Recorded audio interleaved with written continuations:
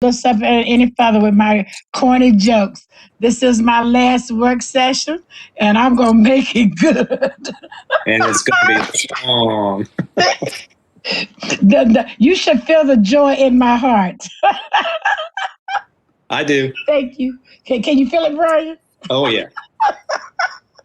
Anyway, I'd like to call the public hearing for the mayor and council to order for Tuesday, April 20, 2021. It starts at 6 o'clock p.m., but unfortunately, it is now 6:04. And yes, I am in the meeting. I had a little difficulty, but I am here. Luke, would you like to read the agenda for us, please? Certainly. It is the public hearing regarding proposed real property tax and proposed FY22 budget, Tuesday, April 20th, 2021 at 6 p.m. 1, we have the call to order. 2, review of the agenda. 3, the public hearing. And 4, adjournment. Mayor, would you like me to read the agenda for the work session? Yes, please. Okay, the agenda for the work session, which will be immediately following this public hearing, is as they start to scroll below. 1, call to order. 2, review of the agenda. 3, proposed FY22 budget discussion. And 4, adjournment. Okay, you have a third one. And I believe, if I remember correctly, we're supposed to have a closed session. That's right, to discuss personnel matters. Yes.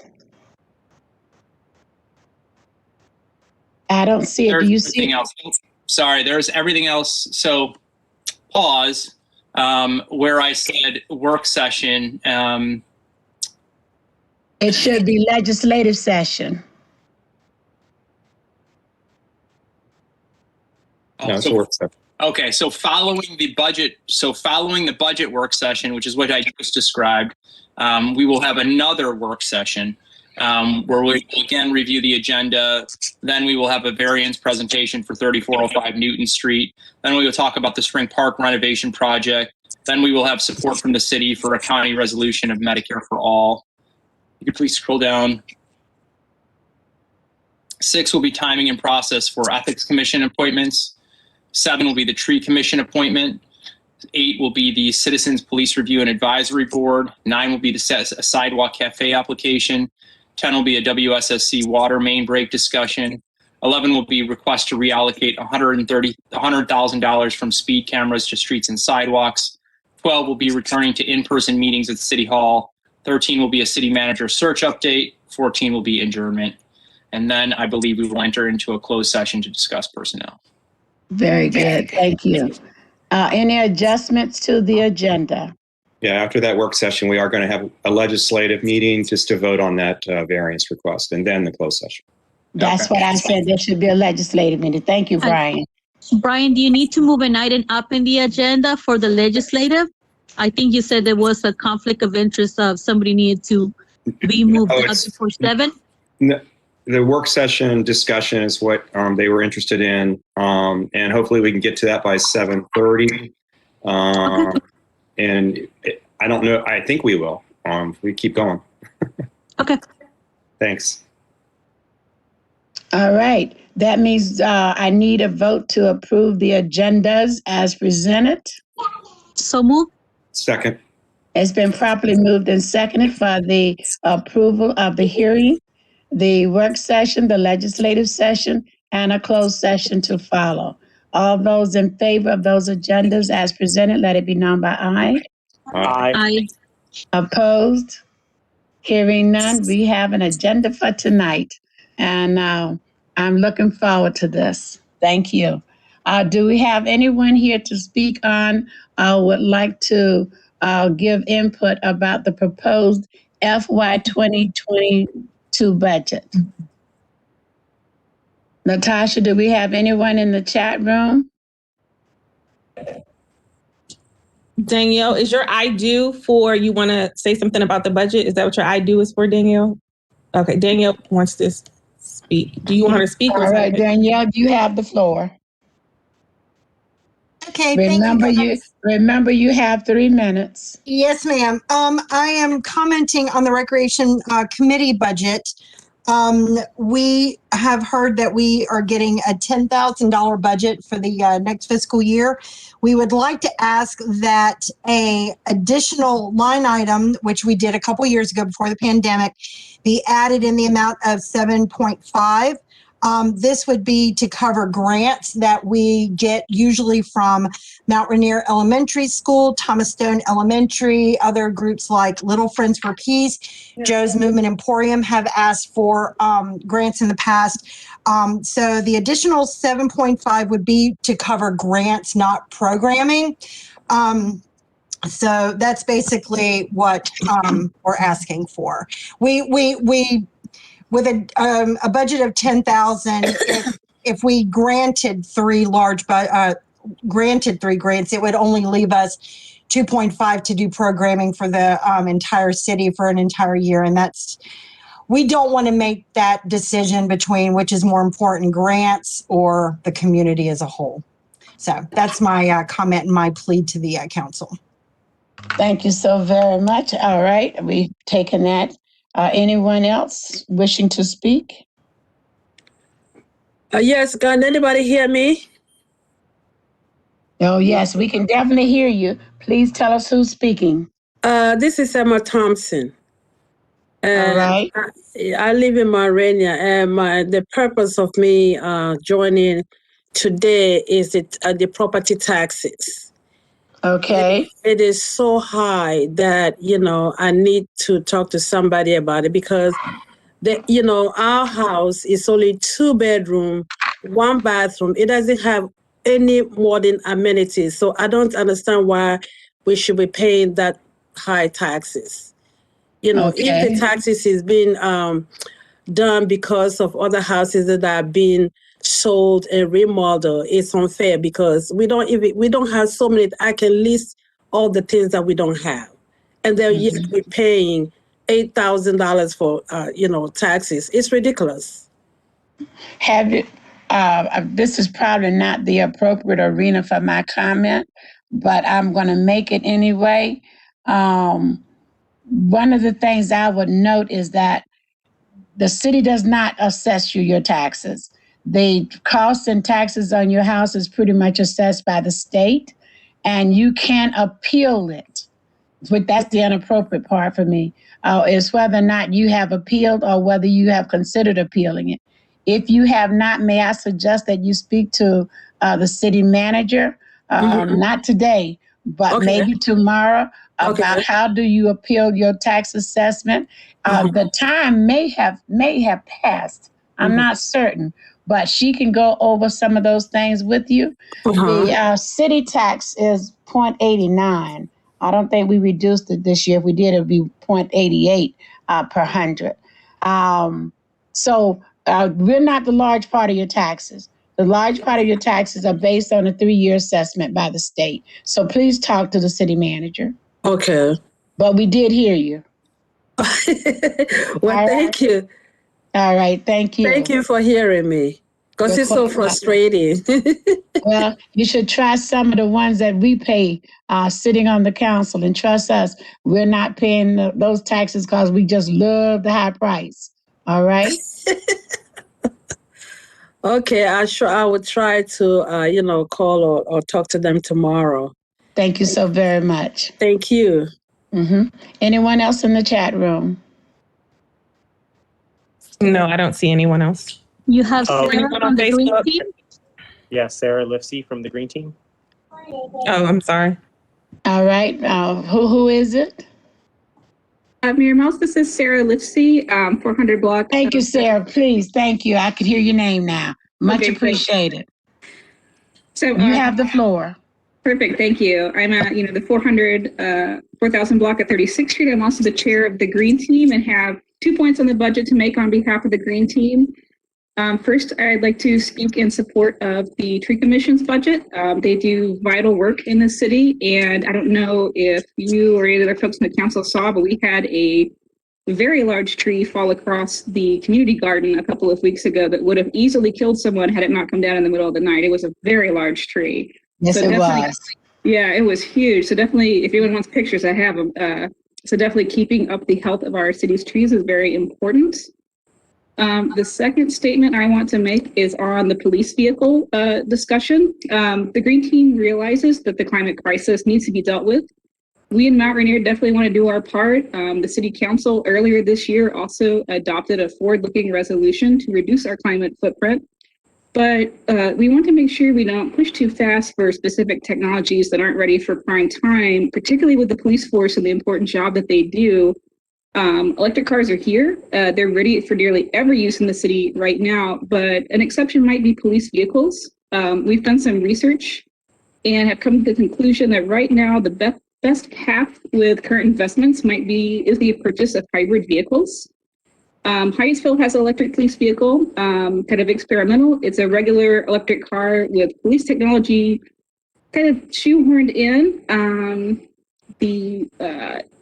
Some folks up there at the police force do love it, but it isn't quite ready for use by the entire force. So at this point, we do recommend for police vehicle refreshment purchasing a hybrid and telling our provider that we would prefer to purchase electric vehicles and to reevaluate whether electric police vehicles are like where they are on the market in future years.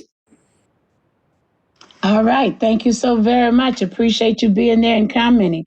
And thanks for having pictures of the tree, because I did not manage to get any. But I certainly heard it was one of the big ones. Thank you. All right. Anyone else?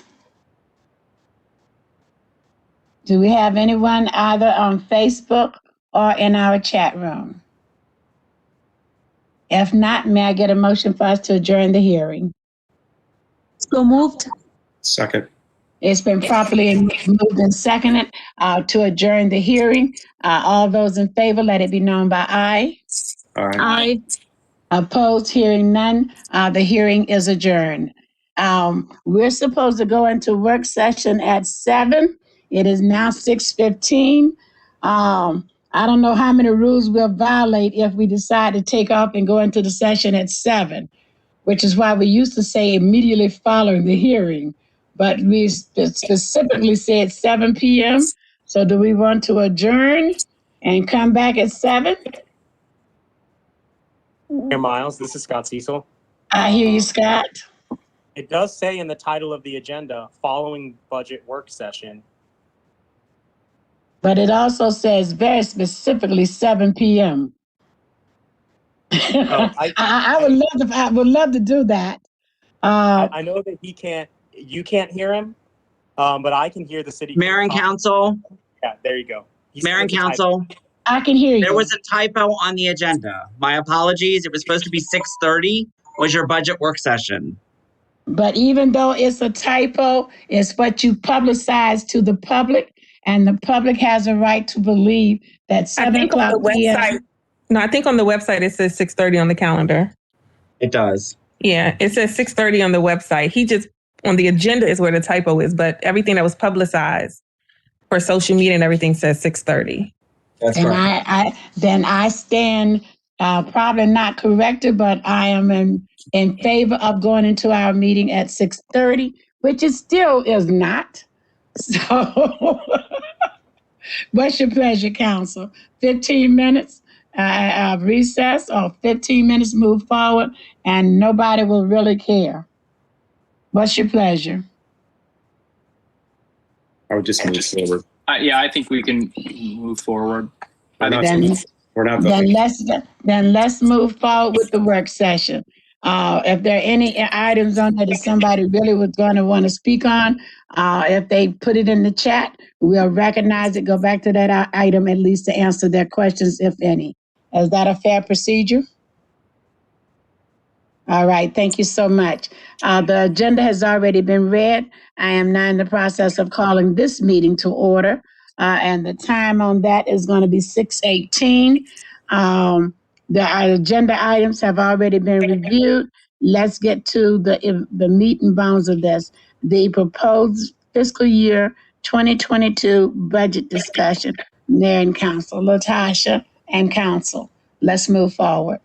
Latasha, will you tell us where we are? We had some corrections, some additions, and if they've been made, let us know where we are with this. Yes, Mr. Rollins, Mr. Rollins, he's going to take over from here. He can tell you about the changes and so forth that were made.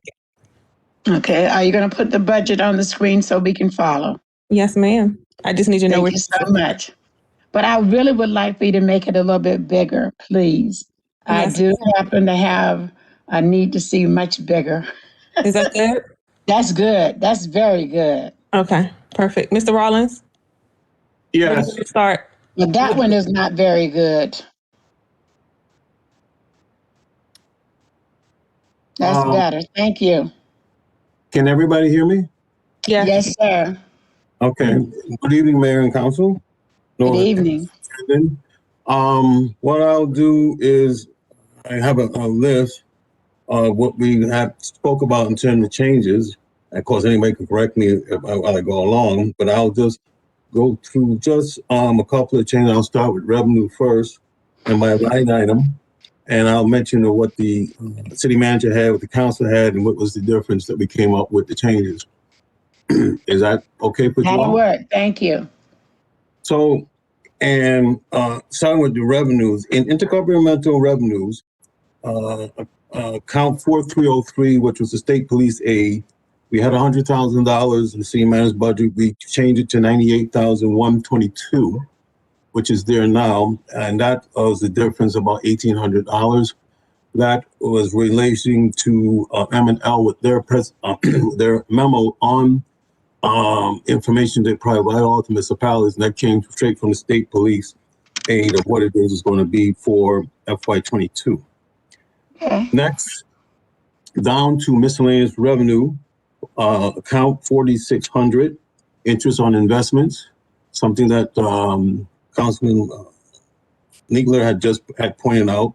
We had $40,000 in there originally, and we reduced it down to $10,000 in relation to the climate that we're in now with lower interest rates.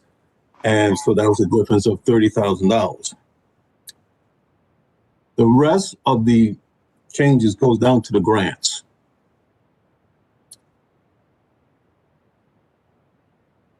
You want me on this page here, or you want me to go?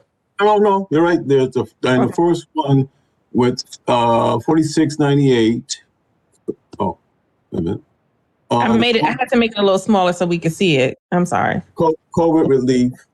What we put in here, we didn't have is $1 million, which relates to the $6.7 million that have awarded under the American Recovery Act. So we just put a placeholder of $1 million for this year. Of course, this can change as it goes on till throughout the year.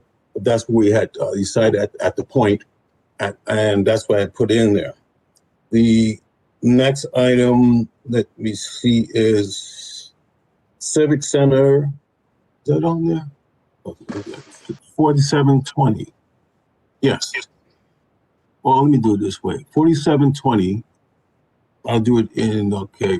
Police basement renovations, $300,000. So what has happened since our work session that we was awarded in the bond bill of $300,000 thanks to the chief, and we included that in here for the police renovations. The Civic Center for 420, basically I put in here 19,600,000, excuse me, 44,000 to be correct. Now, this does relate to the $100,000 bond bill for the Civic Center. And that really, I believe, started in FY20. Reason I have $44,000, there's $56,000, $48,000 has been spent against this bond bill in FY20, as I would also at the same time doing the audit. There's another $8,000 spent this year, and I know that our grant writer is looking to seek reimbursement for $56,000. So that's where we are currently. So what I did is then put the remainder of $44,000 that's still left that we would get reimbursement for on this related to this grant. Any questions? So far, so good. Thank you. Okay. So similar to the Chesapeake Trust grant, the second grant, where it was mentioned that, yes, it's $196,000. It's a multi-year grant.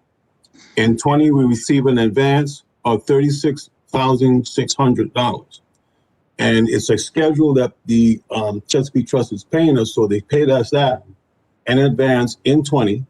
In 21, they're now, which is soon now in April, they're looking to pay $139,800,000. Our Public Works Director is naturally submitting certain reimbursements for this. And then the last payment will be in November the 15th, 2021. And that's $19,600,000. So that's what I put here in for the for this grant. Okay. And that's at the time, that's it for revenues for now. Okay. For expense, let me stop there for a minute. Any questions on the revenues? Got that. Okay. On expenses, administrative services. We'll start there. And let's see, 5596, winter event. We added. Hold on one second. Right. Do you want me to do it on this sheet, or you want me to go to the actual department? Oh, sorry. Go to the department. I'm sorry. Okay. So you said administrative services? Yeah. It doesn't have the names on, so I'm just guessing that this was, is it, which line item? 5596. That's City Hall. Keep going. Keep going. There we go. Okay. There we go. Right here. 5596 winter event. Yeah. So there was, under the city management, we didn't have any money here, so we wanted to allocate some money. It was requested, so we put $1,000 for the winter event in this budget now. 5552, the Winter Green team, which is right next to it. There was $1,000 in originally, and so we increased it to $1,600 to put $600 in.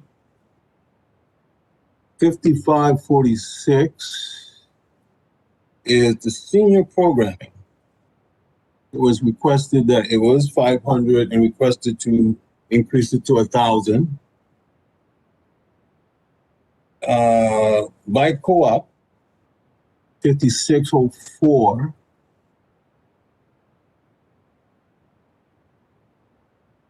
It was 5,000. We requested to put 2,000 more, put 7,000. And then in 5644 Halloween, what we did was we took $3,000. We reduced that and used that money to transfer to these basically accounts. Which was bike co-op of 2,000 and 1,000 of winter event. That's where the money came from. Mm-hmm. Okay. Any questions on that? This is Brian. So Danielle was asking, I wasn't quite sure what she meant when she said 7.5 for the recreation. 7,500. So is this the time to discuss that or not? If we're at the recreation committee, yes. What she was asking, Brian, was that there are 10,000 there, she'd make it 17,500. And her rationale was that would allow them to give out the grants and still have money for activities. May I ask, is the grants coming from outside of Mount Rainier, of the city of Mount Rainier? No, that's to give the grants from Mount Rainier to groups in Mount Rainier. Okay. So we can, Brian, did you get your question answered? Yeah, but are we going to up it or aren't we? Well, if I had my way with it, considering that COVID is still alive and well, I need to see what the plan is for giving another 7,500 for any group. Are the activities outside, inside? They're going to cause people to come together in groups larger than 25. How much more open will the phases be? So if people are vaccinated, as I'm understanding, hopefully they will be, it may happen. So I'm not opposed to putting something else there. Let me run through the council. You raised the question in Ward 2. Let me go to Scott Cecil, please. Comments? We're only discussing the recreation committee, the request to up it to 17,500. Is that correct? That was the question from Brian. I'm not at a yes in this moment. I might be able to get there, but I don't think I will be able to. I have some questions about how this specific committee appropriated its funds in this fiscal year that I don't think were appropriate. So I would need to come to a resolution on that before I can get to a yes. All right, thank you so much. Let me go to Ward 1. Luke, then Selena, Selena, then Luke, however way you all wish to do it.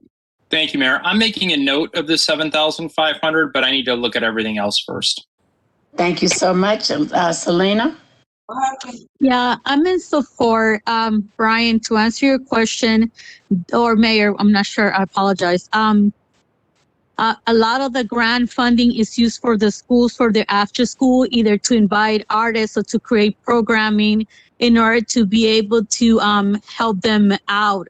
So the school usually requests this funding for the various programs that they do to expand their day and to be able to like help the students. So the students are going to school. Some of them are participating in after school activities.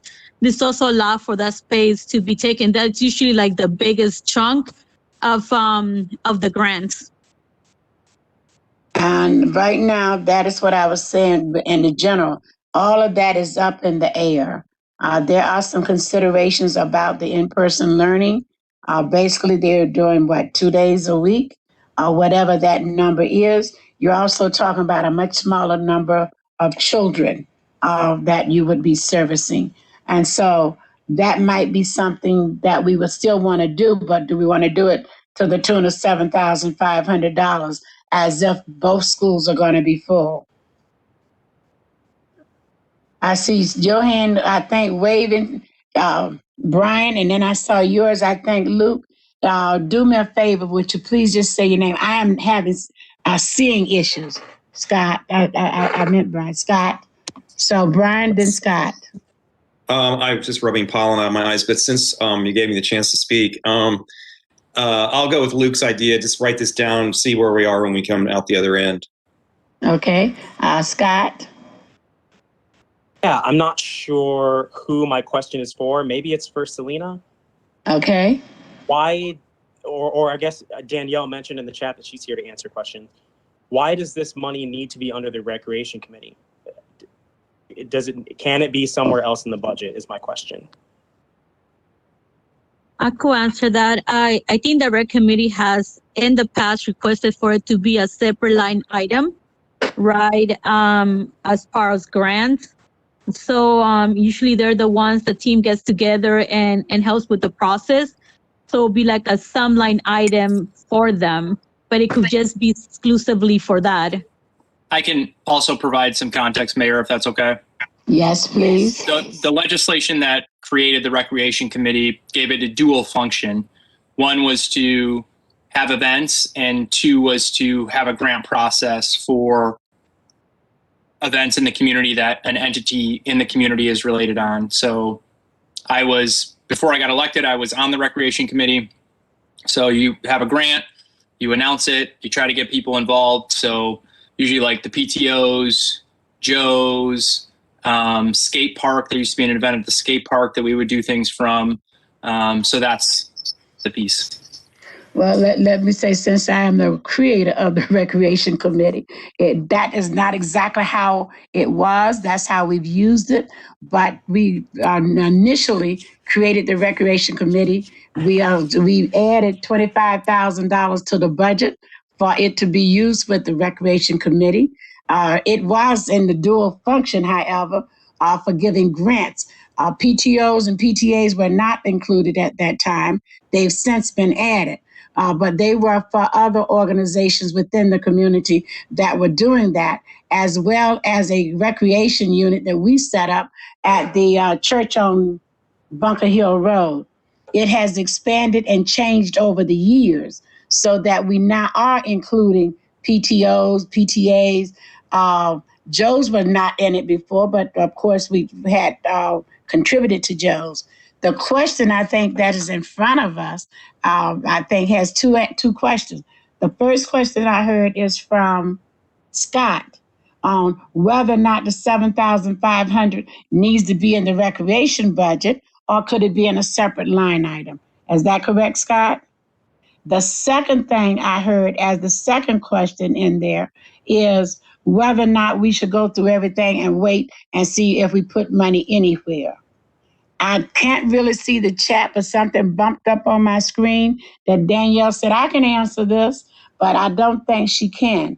We have to answer whether we're going to allocate an additional $7.5 thousand to the budget, to the recreation budget.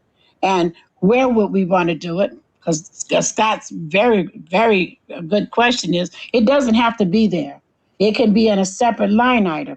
But for Scott, the answer or the reason it is there is that that function was given to the Recreation Committee to review the proposals. They used to have to come in by February to determine whether they would be included in the budget so that we would come up with the right amount of dollars to take care of those proposals. They weren't to come in anytime they wanted to. So we are operating differently. And I won't be here, so you all decide, the three of you, how you want to function with this. I was just giving some background here. So what's your pleasure? I still think we wait until the end, see how this might work out in the wash. All right. I have Brian agreeing with that. Scott, what about you? That sounds good. I'm very interested in approving the $7,500. I'm not going to be voting yes on putting it on the Recreation Committee line item budget, though. All right, Selena.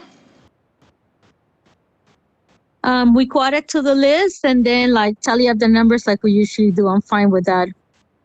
All right, I'm good with staying off of it until we see where we are. Anything else in this item that we need to talk about?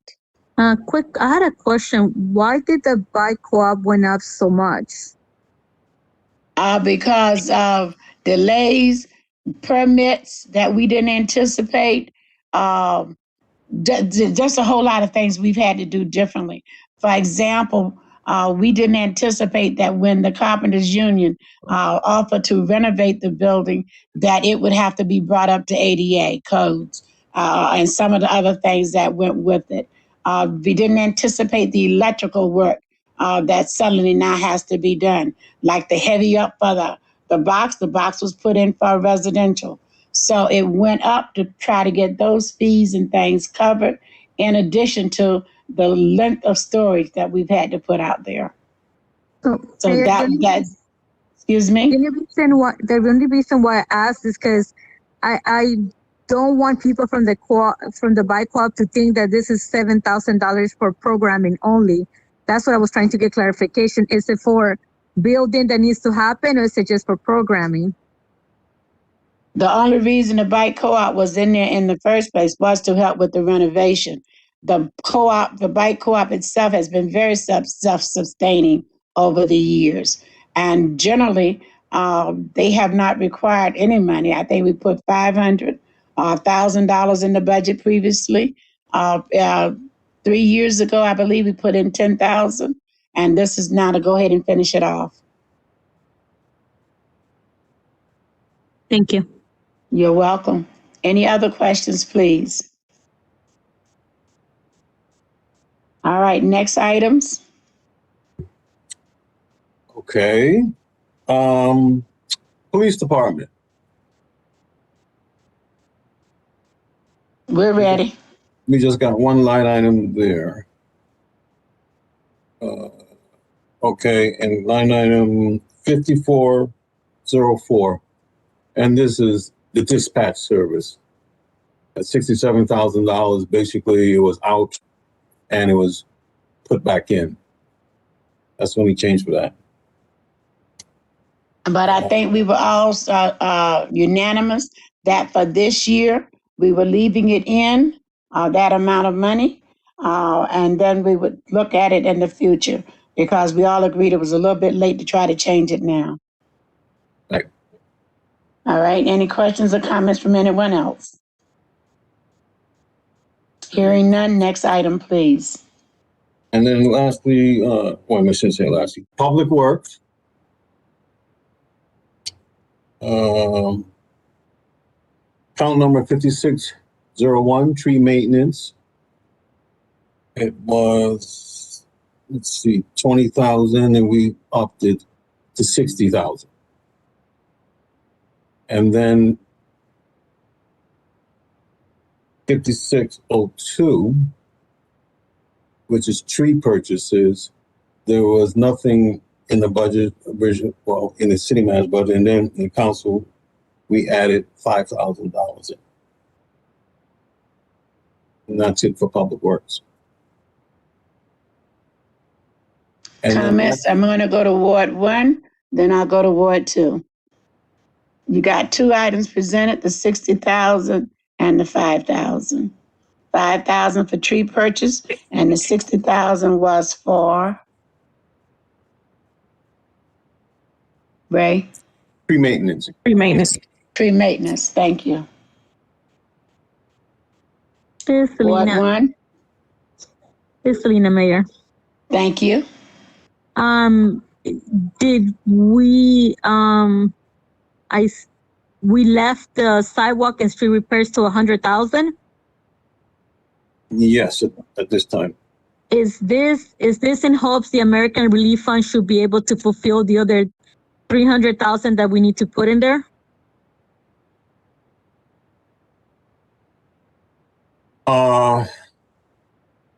I'm sorry, what was the question? I missed it. I said the sidewalks and street repairs, there's 100,000 right now. Is the reason why it got left alone and not increased to 300,000 because we're hoping the funds from the American Relief Fund could be utilized for that purpose? No, I don't believe that's the case. No. That'll either have to come through the speed camera, or you can do you can either do speed camera, you can allocate it, or you can try. I mean, I won't be here, but Liz knows you can try CDBG, but your CDBG grant is only for like a small portion of the city on one side, and I think it's the Queenstown side. So I don't know. I know Mr. Kamali sent me the list, and I apologize, but I don't know if there are any streets and sidewalks on that side that are on that list to be repaired. If so, you could do those under CDBG. So I think that those are your three options. Yeah, because on the last. Yeah, thank you, Latasha. And thank you, Mr. Rowland. Yeah, because originally I requested for us to move the number up. This year, we only had $20,000 allocated. And if we continue putting low numbers on this line item, the streets are going to get back to like bad condition. And every year that passes, the material to fix the sidewalks and streets continue to increase, which means we actually get to less of them. So I definitely would like for us to either consider doing speed camera money in there, or, allocating more funds into it, because 100,000 only covers a small section. I know we've been doing multi-year, but definitely it's a lot less than we have been allocating for the past pre-COVID years. I think I'm a little bit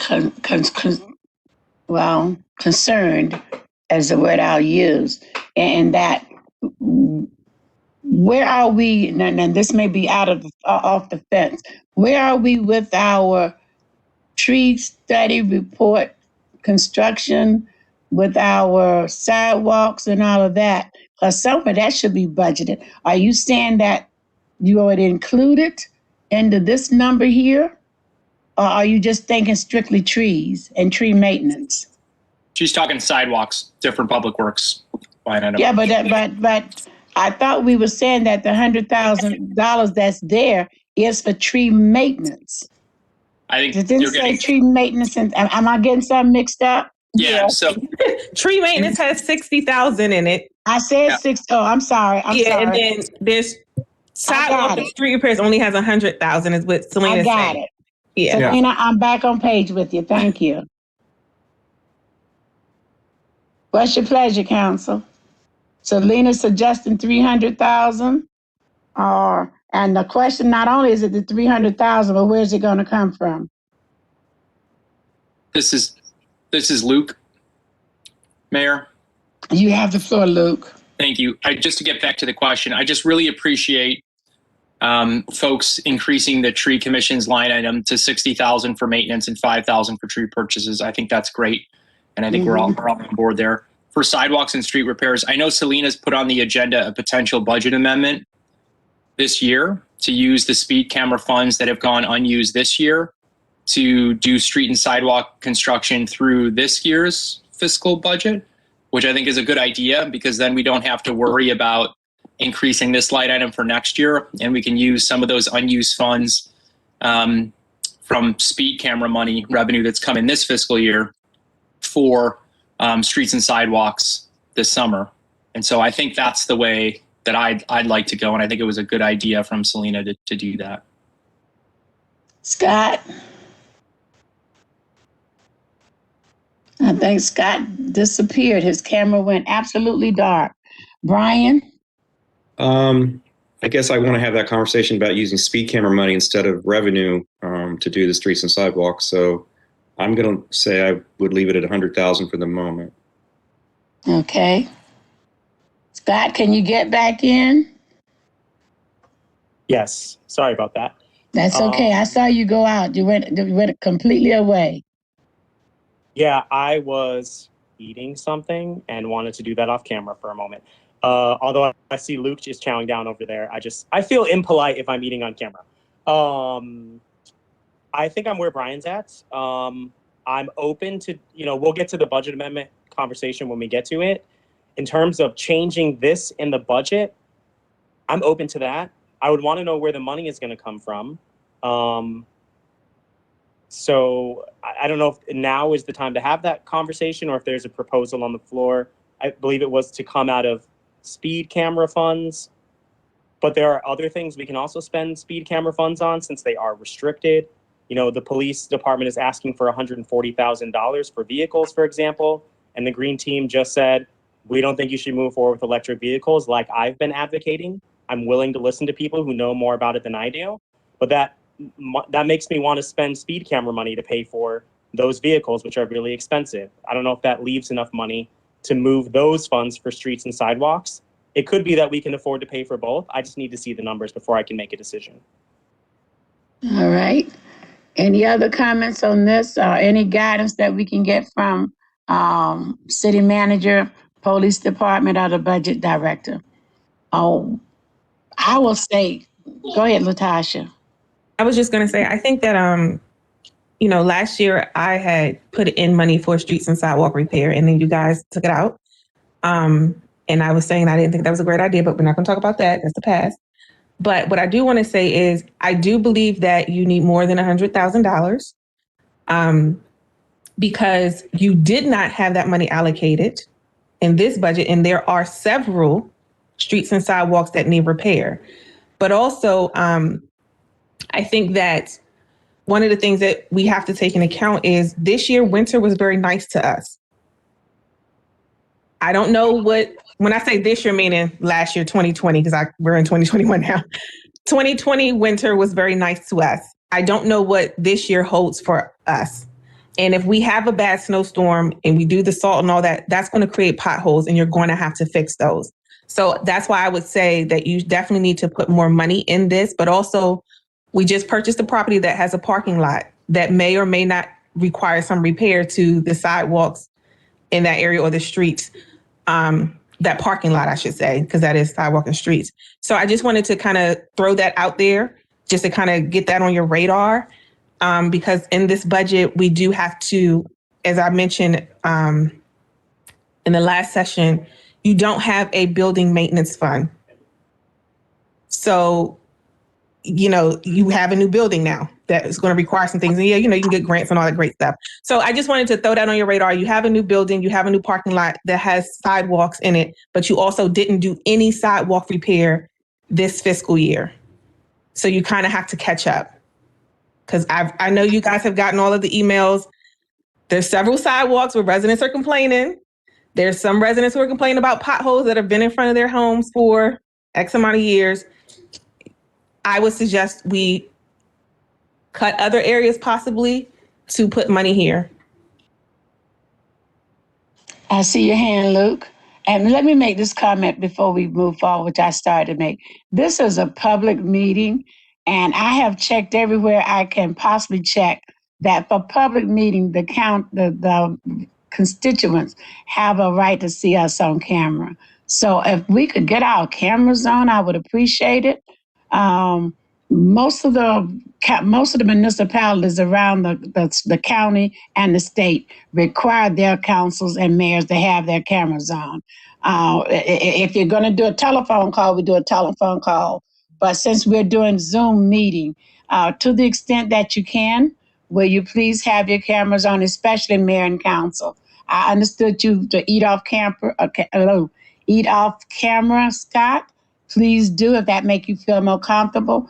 But for the rest of us, or the rest of the time, please have our cameras on.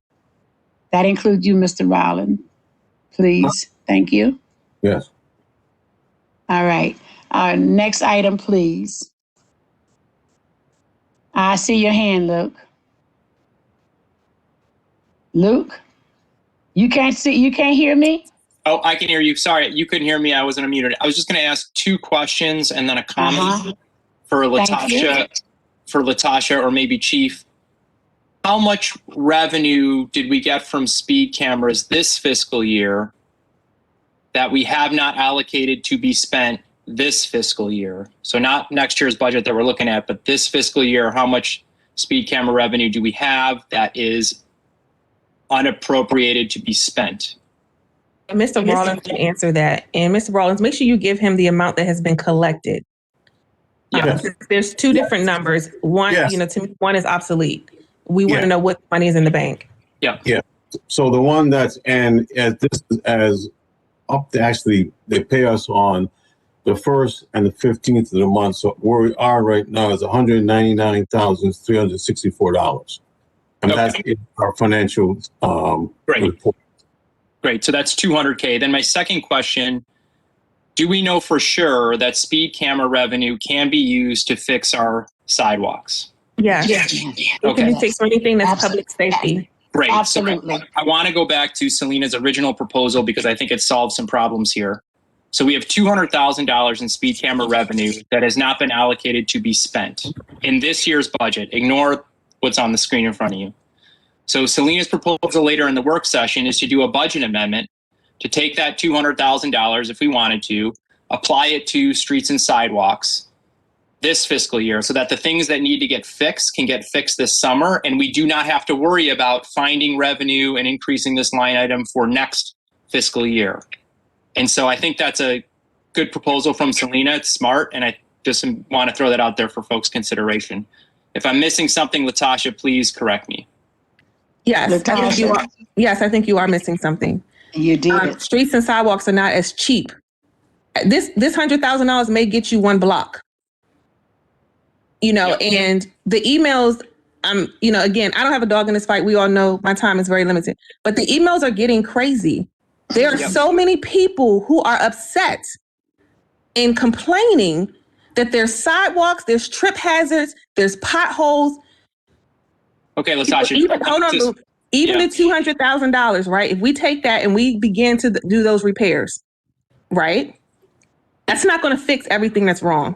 No. And don't forget, we still have that, based on the tool design study, we still have those streets and the list that I sent you that you requested that still have to be done. This $100,000 isn't even going to nip that in the bud. And I think that, again, as much as we allocate money for trees We allocate money for green team, for recreation. All of those things are wonderful. But what about your streets and your sidewalks? If you have nothing to drive on, we can go to Perry Street right outside of City Hall. Gotcha. I'm not going to debate my city manager right now. That's why I'm proposing we spend $300,000 on streets and sidewalks. I'm fine if we want to do more there, but I'm not going to get a debate. I understand how important streets and sidewalks are. I understand that survey very clear. But I guess I'm trying to say 300,000 isn't enough. I understand. Let me stop the debate for 1 minute. Let's stay focused on where we are. We're not talking about fixing the streets and sidewalks now, whatever. Selena's proposal, as I heard it, was to have 300,000 added to this budget. We're talking about putting 200,000 of the money out of speed camera to this year, get them done. Then that 100,000 would be okay for now. Let's keep it clear. We want to do the 300,000 into the 2022 budget by doing streets and sidewalks next year? Or are we talking about a different thing, Luke, by doing amendment to the current budget and use the money in the public safety from the speed cameras to do streets and sidewalks now under the 2021 budget? Yeah, I'm fine to have conversations about going up in sidewalks next year's budget, according to Selena's proposal. But what I'm saying is that we don't, and everything Latasha said is right and true. Like, there are problems and we want to fix that. I just didn't want it to appear that I don't understand that or I don't want to get that done. All I'm trying to say is we can hit 200,000 of that in a budget amendment so that we don't have to put all the pressure on next year's budget. Okay. That's all I'm trying to say. So now, if we know we can do $200,000 this year in a budget amendment, that takes pressure off of next year. So if the idea is, so what Latasha said is like get extra 300,000, 400. Well, if we get an extra 200 in this year budget, then the delta lowers. And so when we're working this budget here for next year, you can do other things that I think folks want to do, like a tax cut. If we do all the extra 300,000 to get us to the 400,000 that Kamali thinks we need in next year's budget, then your delta is 300 and you've got harder choices to make. But if we can do 200 in a budget amendment this year, your delta is now only 100. And so it gives you options and flexibilities. The only person that has a fight in this at the moment that I have not heard from, or we haven't heard from, is the chief in terms of, I guess, the 200,000 in the speed camera money. Were there any things already thinking about, as you were moving forward with your speed cameras and the budget that you proposed to put here? Because I don't want to make this decision here and then get to the police budget and then have something else that doesn't have funding. They were going to use that he wanted it for the basement because they still have to do the basement. I thought that's what I heard earlier, but I want to be clear. Yeah, because if you recall, the quotes for the basement came in all above $600,000. They only got a bond bill for $300,000. Mm-hmm. So where does that leave us, folks? Mayor, this is Scott. May I have the floor, please? Scott, thank you so much for speaking up. No problem. I may have misheard, but when I heard Councilmember Chesick restate Councilmember Benitez's proposal, I don't think that he said what she said. I don't either. But I could be wrong about that. So I can't answer a question unless I know what question is being asked. So I understand that later we're going to talk about whether or not to entertain Councilmember Benitez's proposal to do a budget amendment to use existing speed camera funds to amend this current fiscal year to pay for streets and sidewalks. Okay, I get that. It sounds like several of us support that.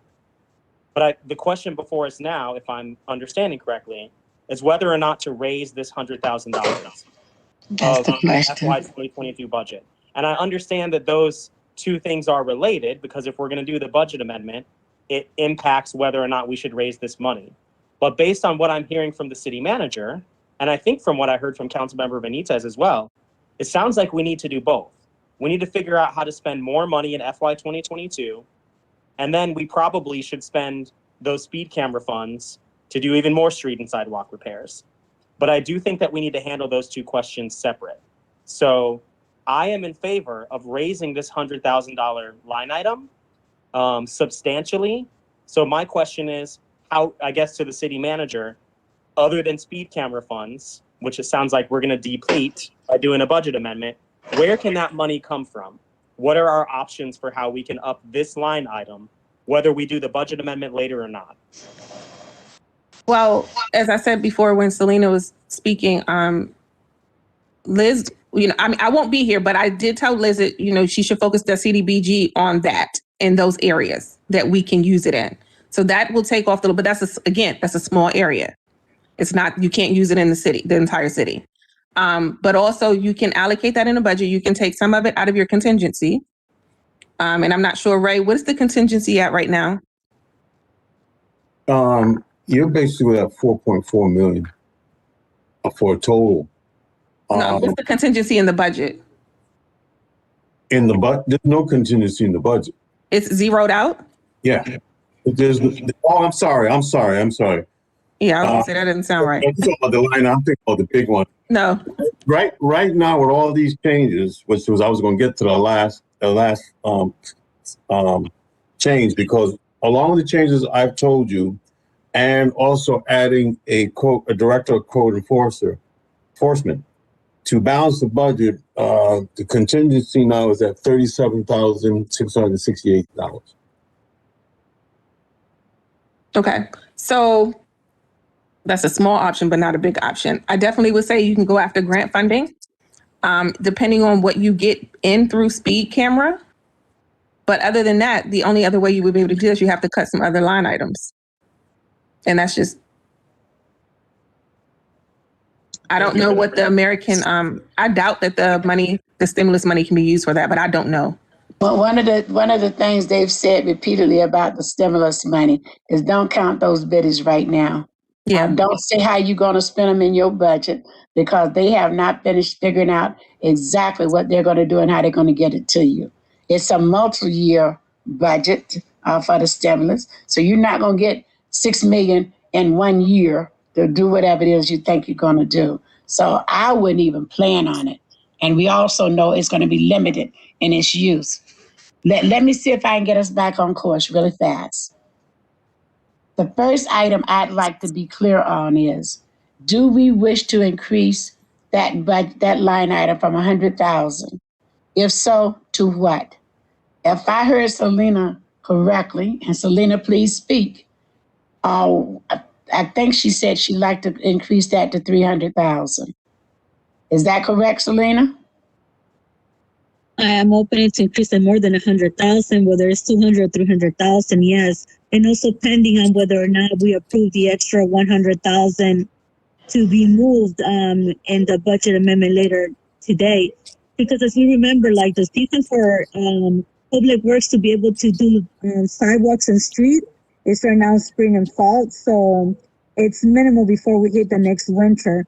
So that's the reason why I wanted, one, find out what the plan was for finance and city manager and us collectively. And two, be able to allocate some of those funds to be able to get the help that's needed. All right, let me go to Brian. So where's the money going to come from, Selena? You're proposing this. Did you find $200,000? So I originally, like 100,000 will be from the speed cameras, right? And that's the reason why I decided to move it just to a budget amendment to make sure it passed on this year, so construction could start going on this year.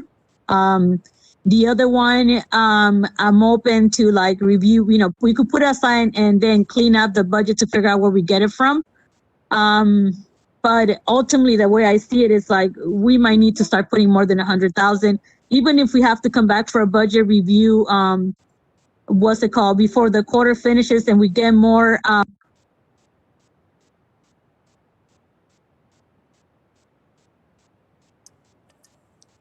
You're muted, Selena. I'm sorry. Can you hear me now? Yes. I apologize. Anytime the phone rings, everything like shuts down.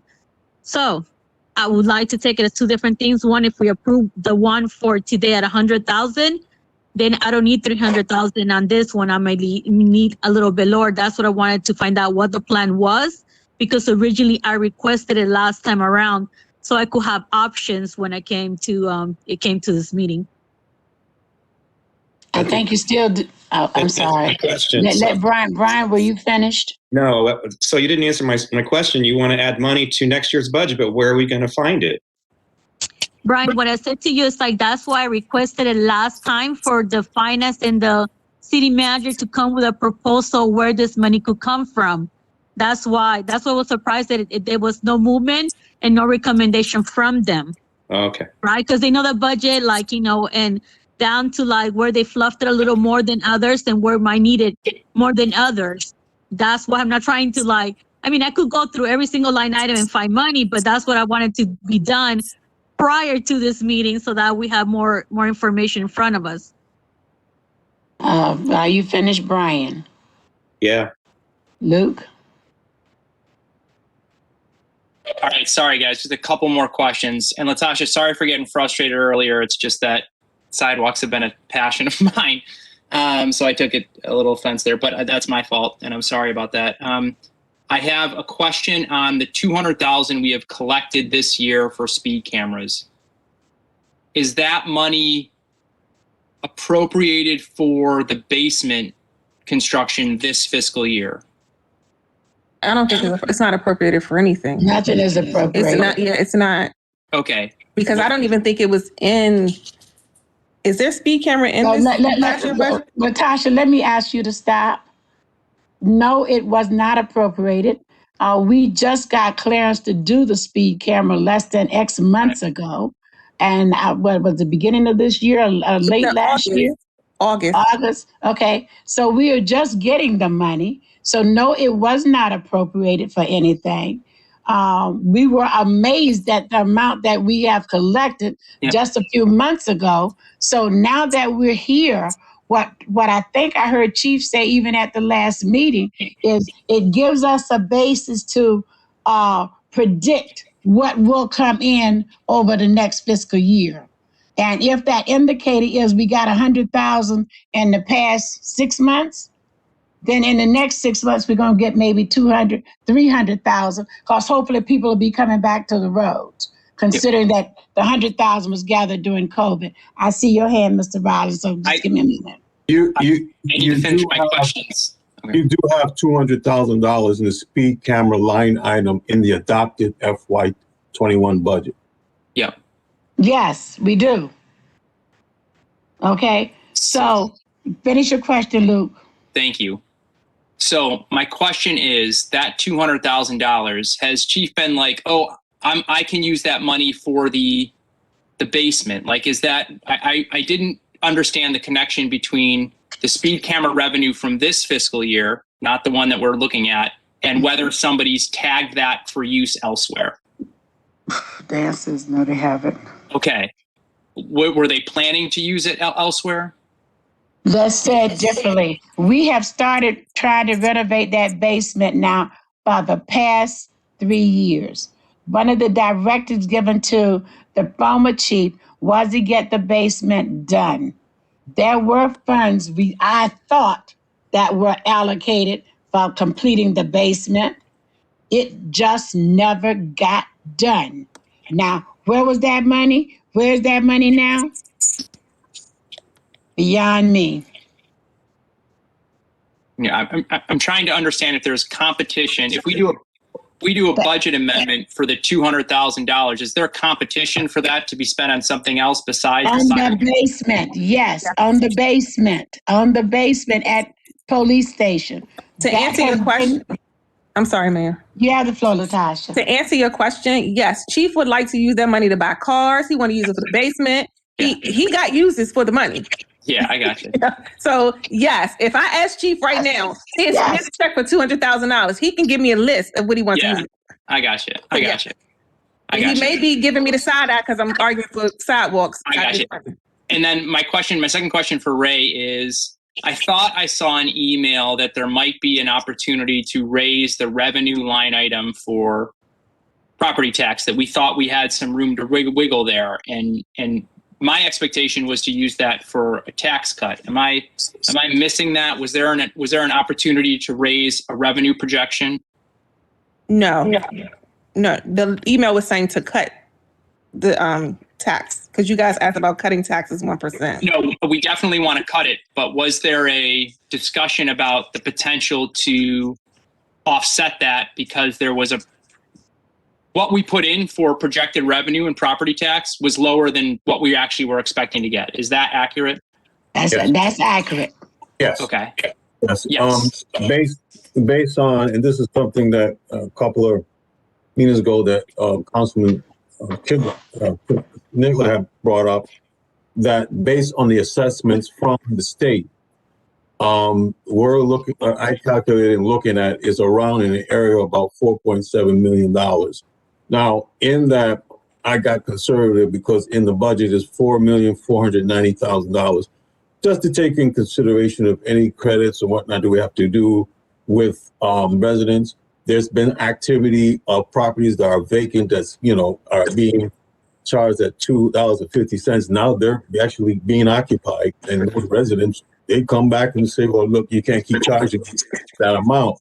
So there is some wiggle room in that. But, I just wanted to be conservative on that in terms of the tax revenue. Right. Okay, thank you. So Luke, where do you want to go with that? And I'm going to make one more statement before we move. For the record, please, it's Council Member Nedler as opposed to Needler. I've seen him winch 3 times. And so if you can just say Nedler, I think he would probably feel really, really good about it. So just think Nedler, not Needler. Okay?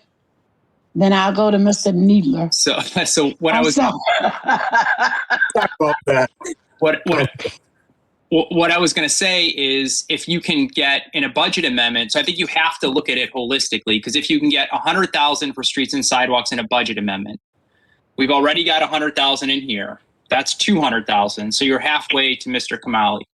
What you could do is you could say, that's good, and we can revisit a budget amendment mid-year. You could say, to Selena's suggestion, let's up it another $100,000.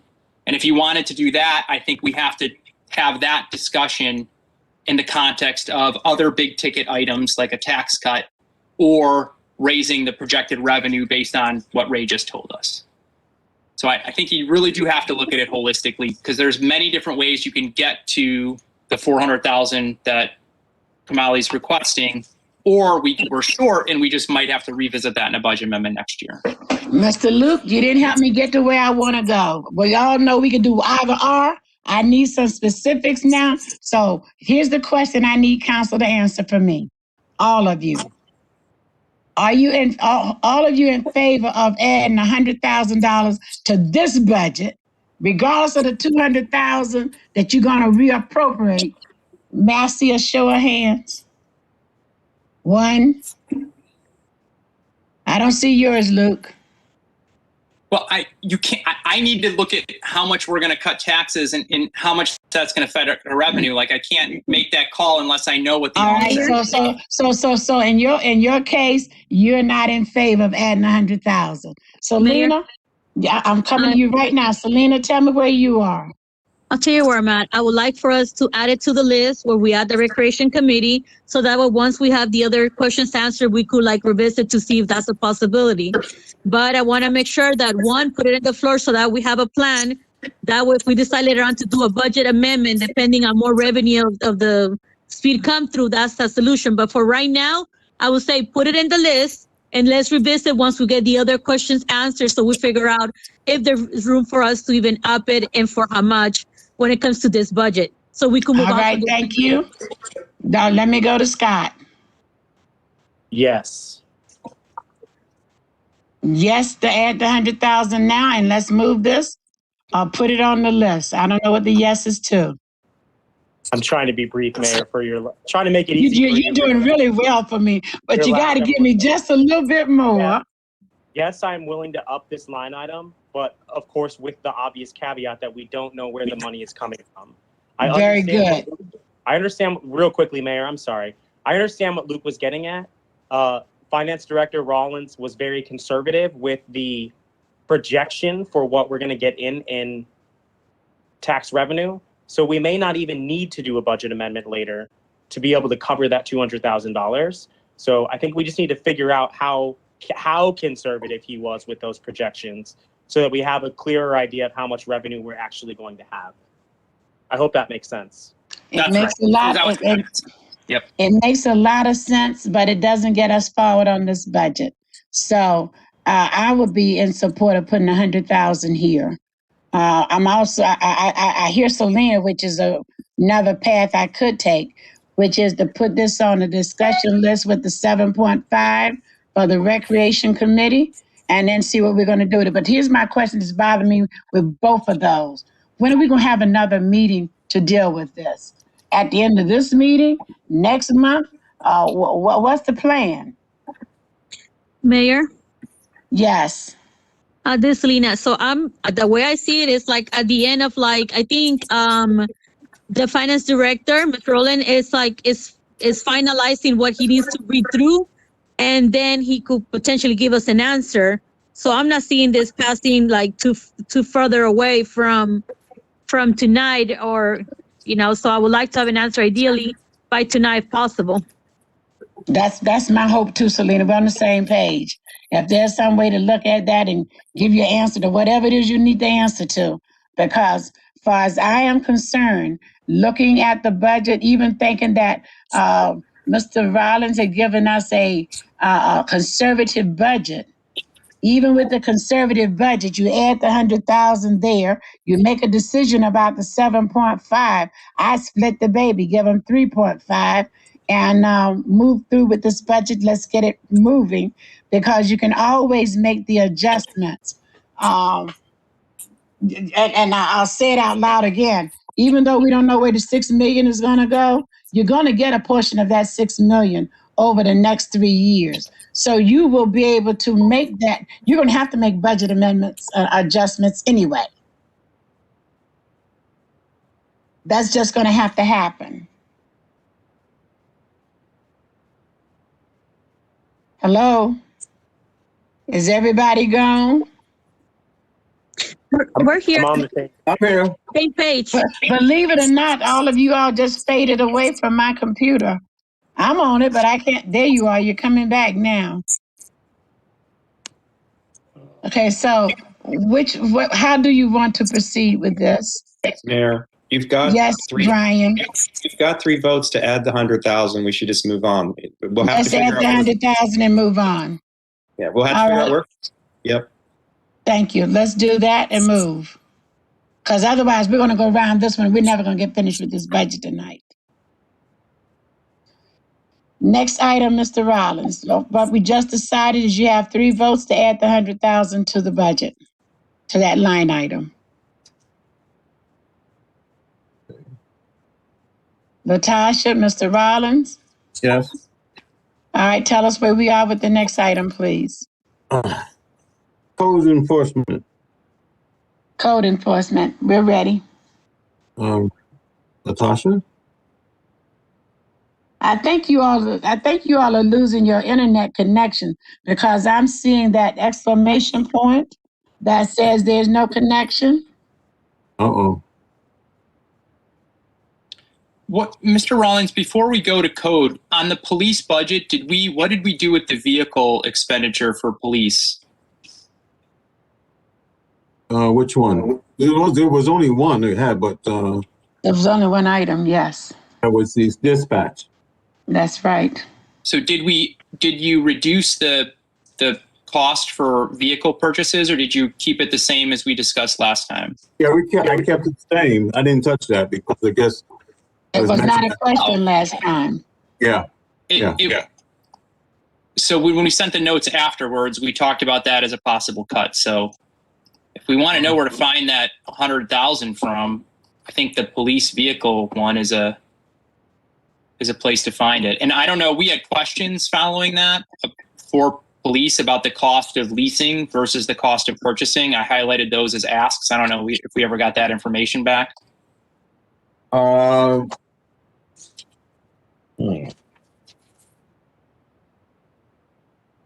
No, you asked, Chief has some numbers. You asked about electric vehicles. Yep, and the cost of leasing versus purchasing. I don't recall lease versus purchasing, but I No, definitely.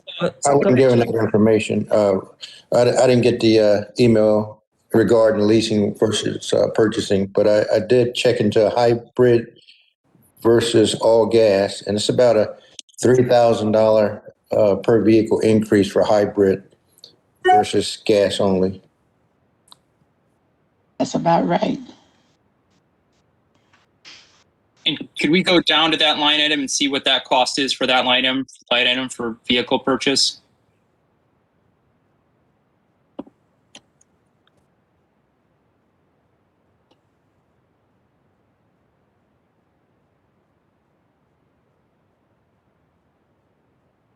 I think that's public works. I don't think that's police.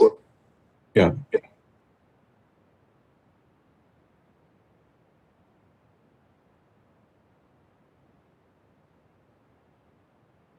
There we are. There we are. And how many vehicles was this to purchase again? The 139,000? I believe there's three.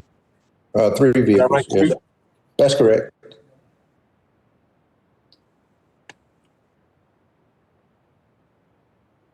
So 3,000 each.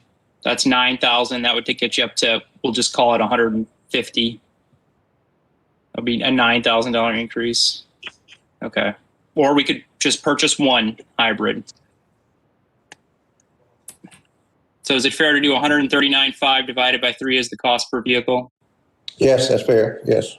So that's about 46,333 per vehicle. That includes the purchase of the vehicle and the install of emergency equipment. Okay. So we can call it an even 50K for the purchase of a hybrid? Yes, yes. Okay.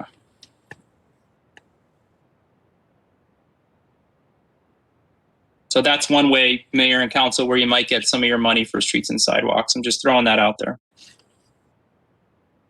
This is Brian. Chief, were you intending to use speed camera money to purchase those vehicles? We were looking at what we'd have left for FY22. So we hadn't anticipated. I think we have 500,000 that we're looking at bringing in for FY22.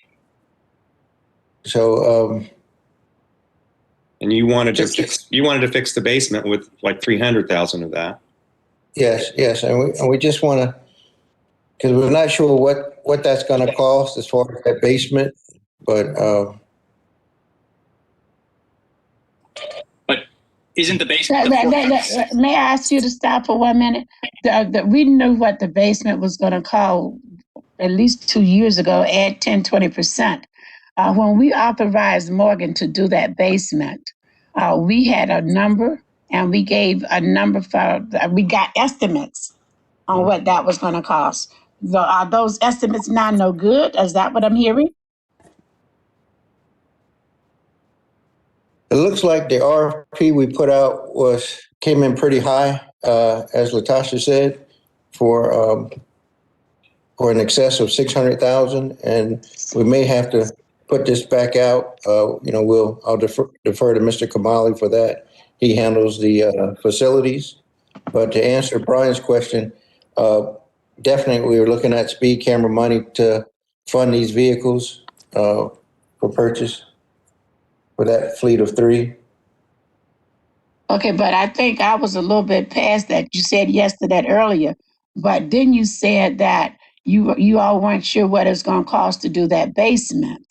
And I'm saying, didn't we have RLP estimate, whatever it is, on what that cost was? So even if we decide we're going to use speed camera money, if we're going to allocate it from the budget, we already had made that decision.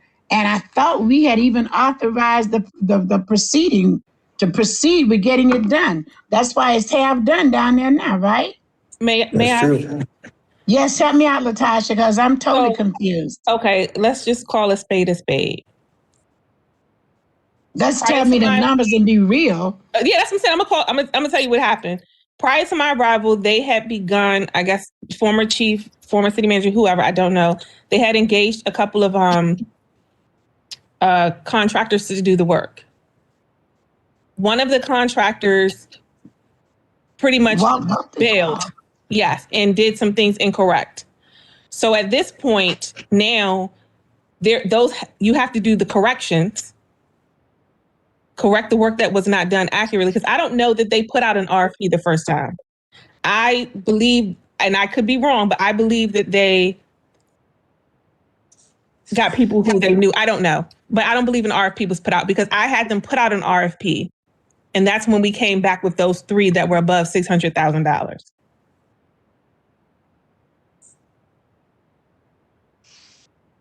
So the other money that we allocated and got spent and paid out did not get us a completed basement. Correct. Because 2 years ago, I know we authorized the money for finishing the basement.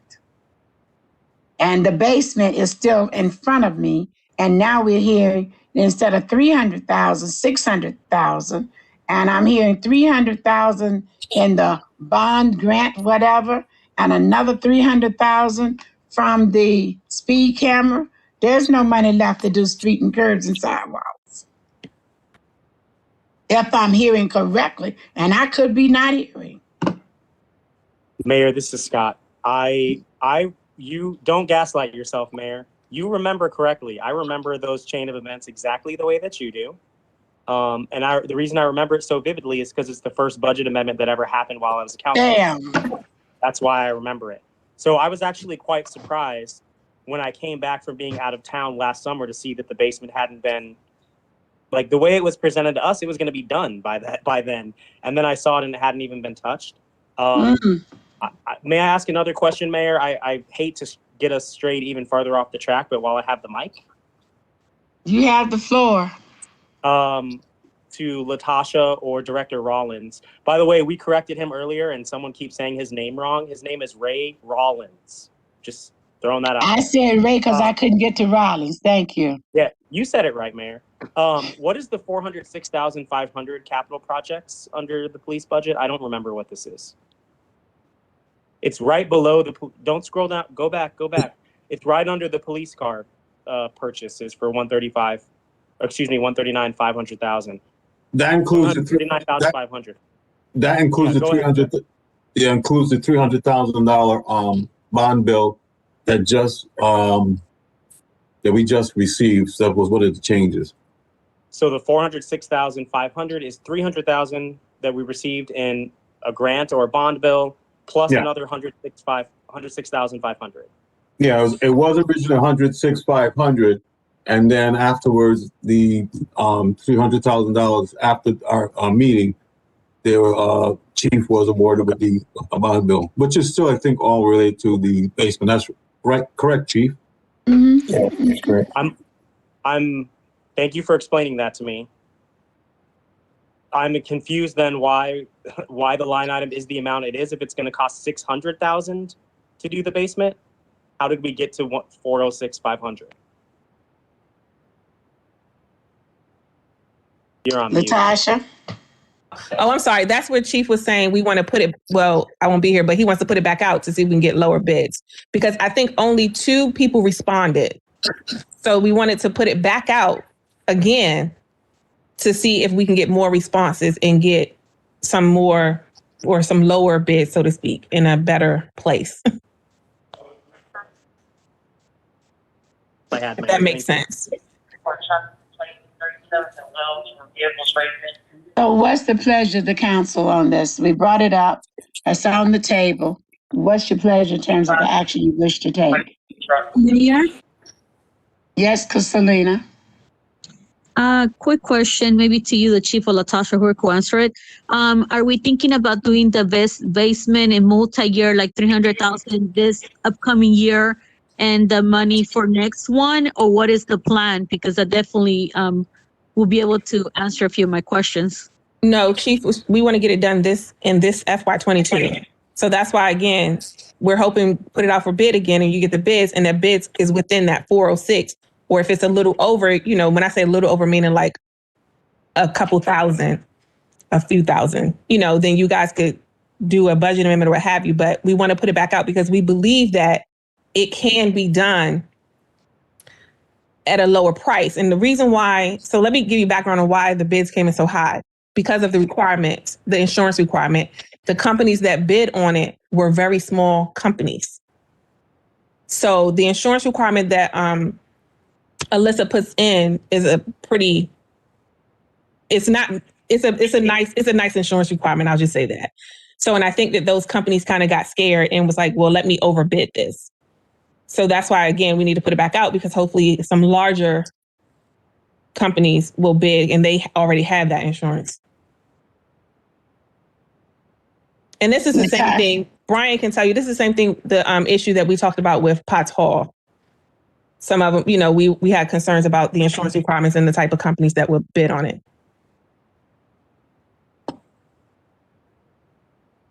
Selena, that didn't answer the question I thought I heard you ask. So I will answer the question from my vantage point. I would see it being multi-year if it's going to be 600,000, or even if we don't know what it's going to be, because we've already had multi-year work on this basement and we still don't have it finished. We moved the tank, whatever kind of tank it was, from the inside to the outside or from the outside to the inside. That was one of the things. Luke, you were here for that. And I thank you too, Selena, because there was some issue with the tank being here versus the tank being there. So that was one year we spent all the money to do X with. Then the following was we were going to finish the basement, which meant hulling it out, making it to some use so we could go forward. I don't know how we got ravished on that, but it didn't get done. So now we're looking at redoing, because I'm hearing that what was done was improper. That means now that has to be gutted and redone over. And if it's the same 300,000, add another 100,000 or 200,000 based on the bids that are going out there, then you cannot, at least I don't see us putting $1 million aside to do the basement all in this year. Unless I'm missing something. And that's a possibility. So if we're going to put 600,000 into this budget, or even getting it done at the 4, you're not going to probably get it all done in this year anyway. It's going to be this year and something in the next year coming up. So 2022 and 2023 should have some line item that has to do with the renovation of the basement, because we haven't talked furnishing, we haven't talked any of that kind of stuff. We're just talking about making the basement a usable space. Am I correct, Chief? Yes? Yep. Yes, ma'am, you are correct. You are correct. So even if you put more money into this line item or leave it as it is, I'm back to putting the 100,000 into the other line item, do the sidewalks and the curbs, and then allocate for this line item over a multi-year period. So you keep everything on balance. That would be my take on it. Luke and Scott, you all need to have a take on it, because as it's been said, you all are going to have to implement this budget. And you need to know what this budget is going to do and what results you're going to expect out of it moving forward. Did you hear me, Luke? Luke? I'll let everybody, I have I'm working on a holistic proposal that looks at everything we're talking about. So if you guys want to finish going through the stuff that everybody's talking about, I'll have a proposal on the table. I would like to answer. This is Scott. All right, Scott, that's right. I want you to definitely have a say in this. Yes. Thank you for framing it for us, Mayor. You didn't think we were going to give you a smooth, easy final work session, did you? No, of course not. here's where I'm at, and I'm looking forward to hearing, what Luke is going to propose later and where Selena is. I'm just going to say where I'm at. I don't support the $139,500 for the vehicles at all. For me, that line item is zero. Sorry. And I think it's great that we brought in $300,000 to work on the basement. Great. Get your RFPs out there, spend the $300,000 and get what you can get done now. We can look at using speed camera funds later to finish it. So for me, the vehicle purchases is $0. The capital projects is 300,000, and the rest of the money goes to streets and sidewalks. I do not feel comfortable telling the residents of our city that we can't afford to do the necessary street and sidewalk repairs because we need pretty police cars and a remodeled police station basement. I would like to prioritize something that the whole public can use, not a handful of police officers. So that's where I'm at. All right. Brian, you disappeared, so I don't know what you're going to say. I'm still here. Well, I would say just leave this line item as is. The staff came up with that number. You're not really going to know until there's an RFP response, and that will be way after I'll be here. So I would just leave whatever they propose or lower it a little bit. You can put it 300,000 if you want. That would give you 100 and some to do streets and sidewalks. But you're probably going to have to do a budget amendment next year once you know what the response is to the RFP. It hopefully will only be 400,000. But again, they're planning on using that grant, the 300,000. We know we have that for sure. So that's where I'm at. all right, Luke, we're not going to procrastinate any longer. The floor is yours. Give us your proposal. Let's either vote it up, vote it out. Let's either accept it or reject it. Let's move. Are there other items, though, that Latasha wanted to cover? I didn't want to start doing a proposal now when there are other things that Latasha or Ray wanted to cover. So I want to just see what those are first. Ray, are you done or you have more? The only thing is that's left was that it's around $17,000 of salaries in code enforcement that increase, and that's basically we had a code officer position, and we now reclassify that to the director of code, and just added for the salary. And that's it. All right. Does that then get us through the entire budget with the changes that are proposed? Yes. All right. Thank you so much, Luke. You cannot go any longer. You must now reveal. Okay. So the curveball of lowering the $406,000 for capital projects for the basement to $300,000, issuing the RFP. I think that's a good suggestion by Scott, and so I'm going to incorporate that a little bit. So here's the proposal. And first, Ray, correct me if I'm wrong here. You said earlier the single-family property tax revenue was projected to be 4.7, but we budgeted it at 4.3. Is that correct? 0.7 is all classes. All classes is 4.7. Yeah. Okay. And the total budget that's in here right now is 4.4. The total budget is 4.4. Okay, that's great. In terms of tax revenue. In terms of tax revenue. Okay. So that makes it easy. So 4.8 and we budgeted 4.4. Okay. So my recommendation is to first look at the revenue side, because I think that helps think about this. This is going to get a little complicated, but hear me out, folks. The current single family property tax rate is 81 cents per $100. Is that correct? Yes. Yes. Okay. Okay. So hear me out. Take the 4.4 and go up to 4.5 in projected revenue. Okay, that still leaves you a wiggle room of 300,000 for all the things Ray said he wanted wiggle room for, which I think is good. So now you've got 100,000 to play with. That's a glib term, so just bear with me. Scott's proposal, I think it was a good one. Minus 100,000 from the capital projects for the basement, use the bond bill, we can RFP that, and if we need to make a budget amendment, we can. So that gives us another 100,000. Okay, so now we're at $200,000 that we have to play with. Okay. A 1 cent tax cut per $100 for single family homeowners and townhomes equals about $40,000. It's a little less than that actually, but let's just call it $40,000. So we could lower the tax rate. My proposal is to lower the tax rate by 2 cents per $100 to get us down to 79 cents per $100, which is where it was in 2009, I believe, before there was a tax hike. So that would get us, so that's $80,000 in cost, right?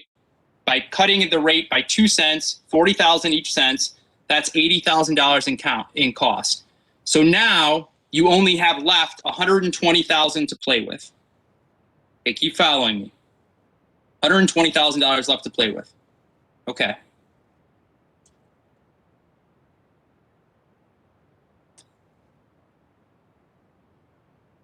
Cut from the police vehicle budget $90,000.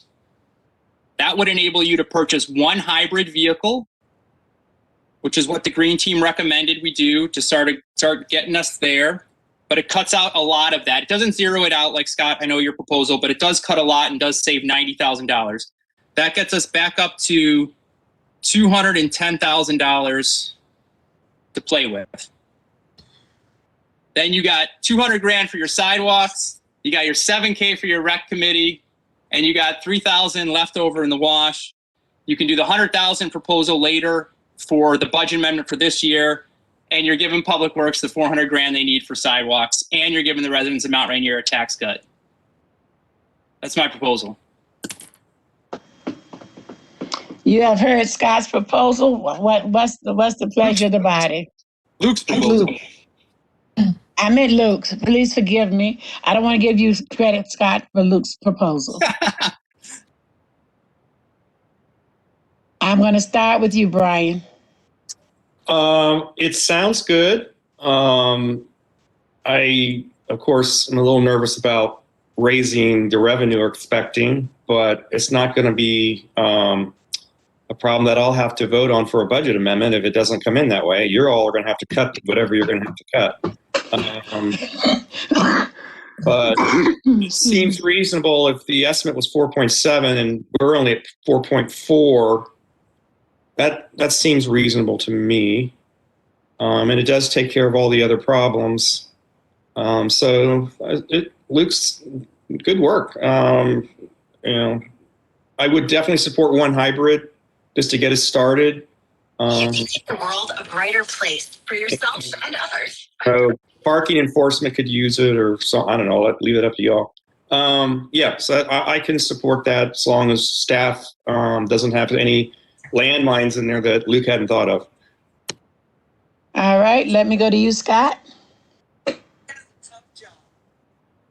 You guys have probably noticed that there's nothing conservative about me, except budget, the way that I budget. So I feel a little bit uneasy about changing that revenue number. I don't think that Director Rollins, somebody needs to go on mute. I don't think that, I think it might be you, Paulson, but I can't tell. No, it's not. Excuse me, Scott, for 1 minute. Would everybody please mute their phones, their computers, or whatever? Please mute yourself. All right, I don't know who's controlling the meeting. Are you controlling the meeting, John? Please mute everybody. Thank you so much. Back to you, Scott. Yeah, no problem. Luke, thank you for your creative accounting, and everything you described makes sense. I feel a little bit uneasy about changing that revenue number. I understand that Director Rollins budgeted our tax revenue conservatively, but he didn't do that for no reason. He did it because that he's an expert in this area, and he thought that was the way to do the budget. It wasn't just for fun. So I think we should keep the revenue number the way where it is. I can be persuaded to go with the hybrid vehicle, but my position, were it up to me alone, the vehicle purchases would be $0 for this year. And the remaining money, Luke, so a little bit less than what you're saying, would go towards streets and sidewalks. I can probably get to a yes on your plan, Luke. But even if I can't, you'll have 3 votes, it sounds like, anyway. Selena? Definitely thank you for putting into work everything that was requested. I think that the other thing we need to take in consideration is, like, if our budget does increase a number, the money that we get for camera speed it also increases. So that's also to take into account, and correct me if I'm wrong, Chief, on that. So some of the revenue that we get, if our budget is higher, is more revenue that comes in that gets to stay in the city of Mount Rainier.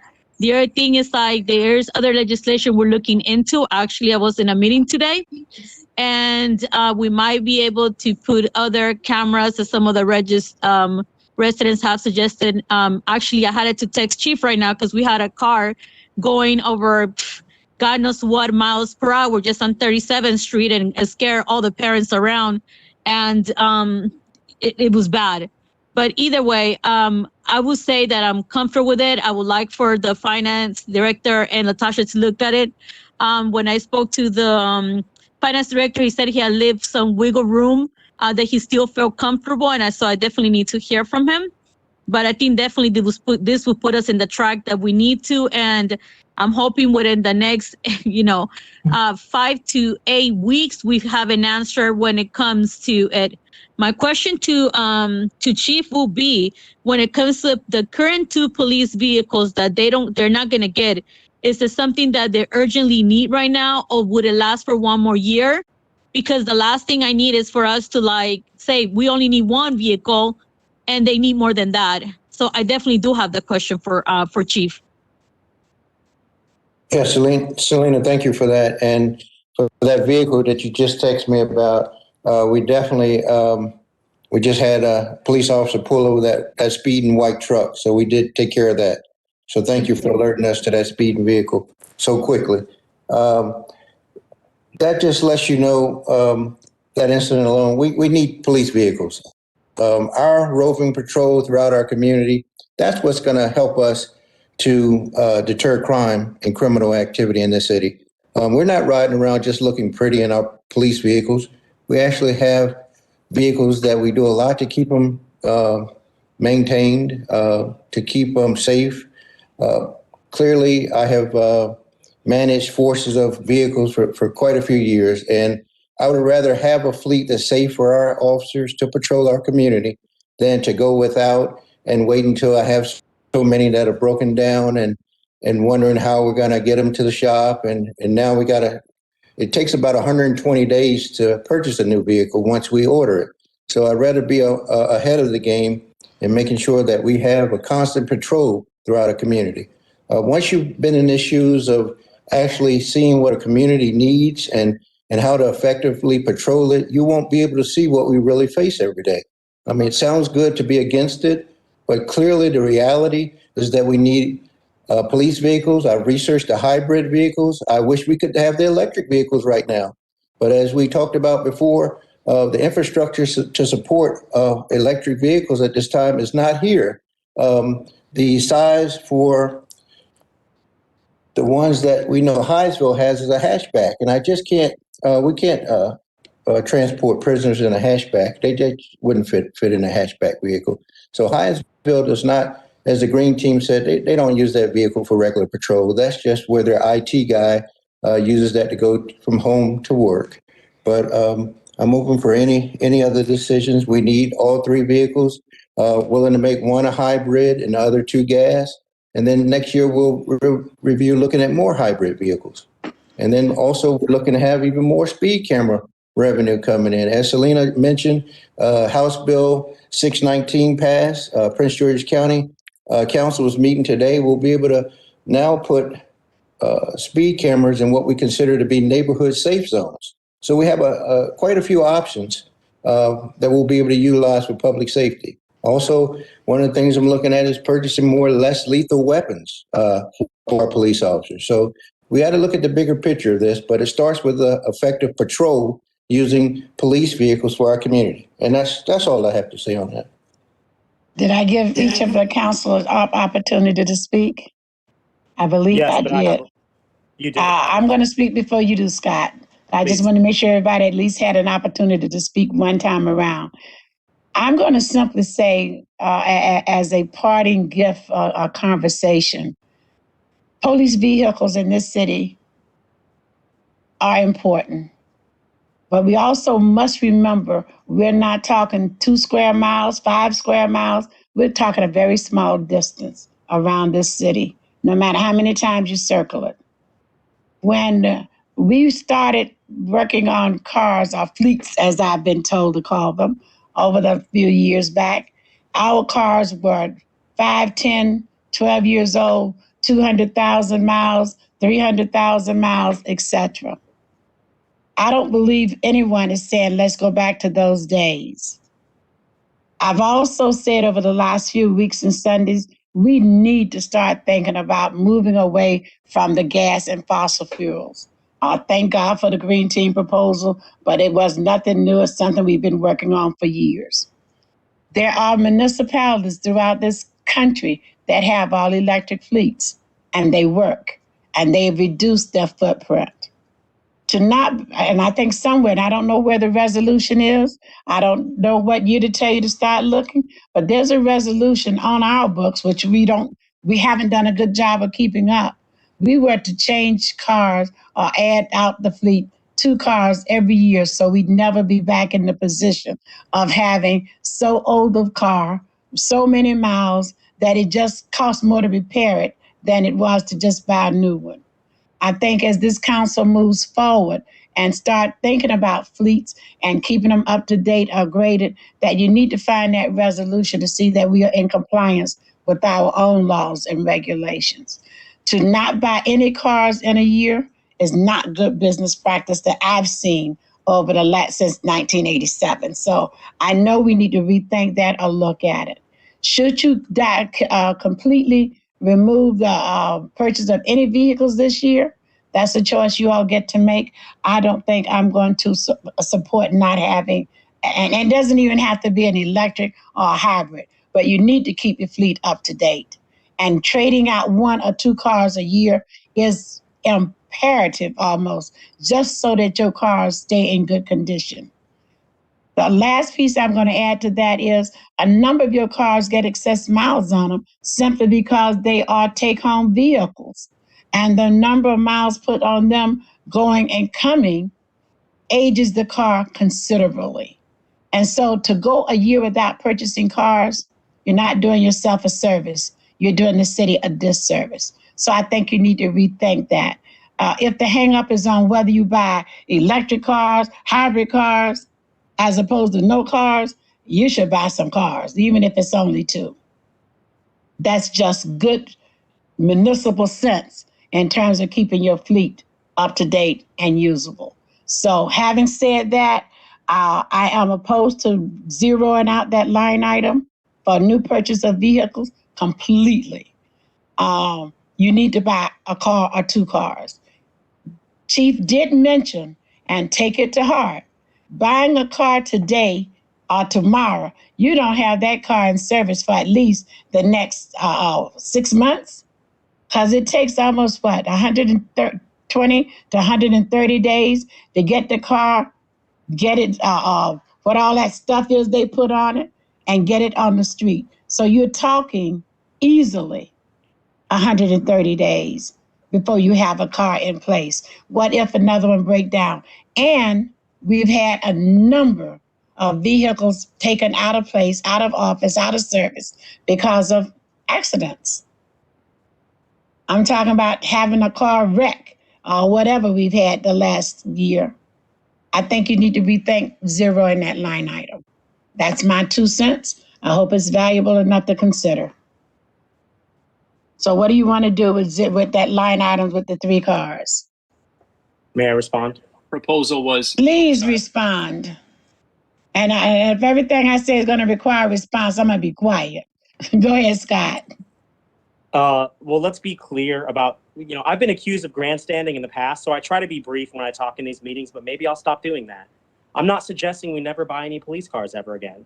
I'm suggesting we zero out this line item. Chief Alston just talked about the fact that finally Prince George's County might get treated the same way Montgomery County is, which means we can put cameras up wherever we want if they're called neighborhood safe zones. Well, Chief, in fact, that's an argument against spending money now because we're probably going to have even more camera revenue next year to spend.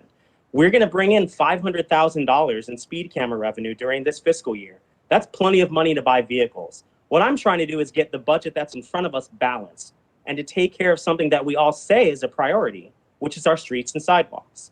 As Mayor Miles rightfully pointed out, our police officers are allowed to drive their cars home 30 miles each direction. If you do the math, 30 miles both ways, 5 days a week times 52 weeks a year is 15,600 miles a year. So just driving to and from work is putting a year's worth of miles on every single one of our police cars, basically. So what I'm saying is, no one's saying like never buy any police cars again, but Chief Alston, I'm assuming you don't have any officers that are without vehicles today. Is that correct? I know that it is. So if they have to wait an extra 6 or 12 months to get new vehicles, I personally am okay with that. Now, I understand if I'm going to get voted down 4-1 for zeroing out this line item, but that's where I'm at. And it's okay if you disagree with that. But in my opinion, we can't afford to be spending hundreds of thousands of dollars on police cars in this budget.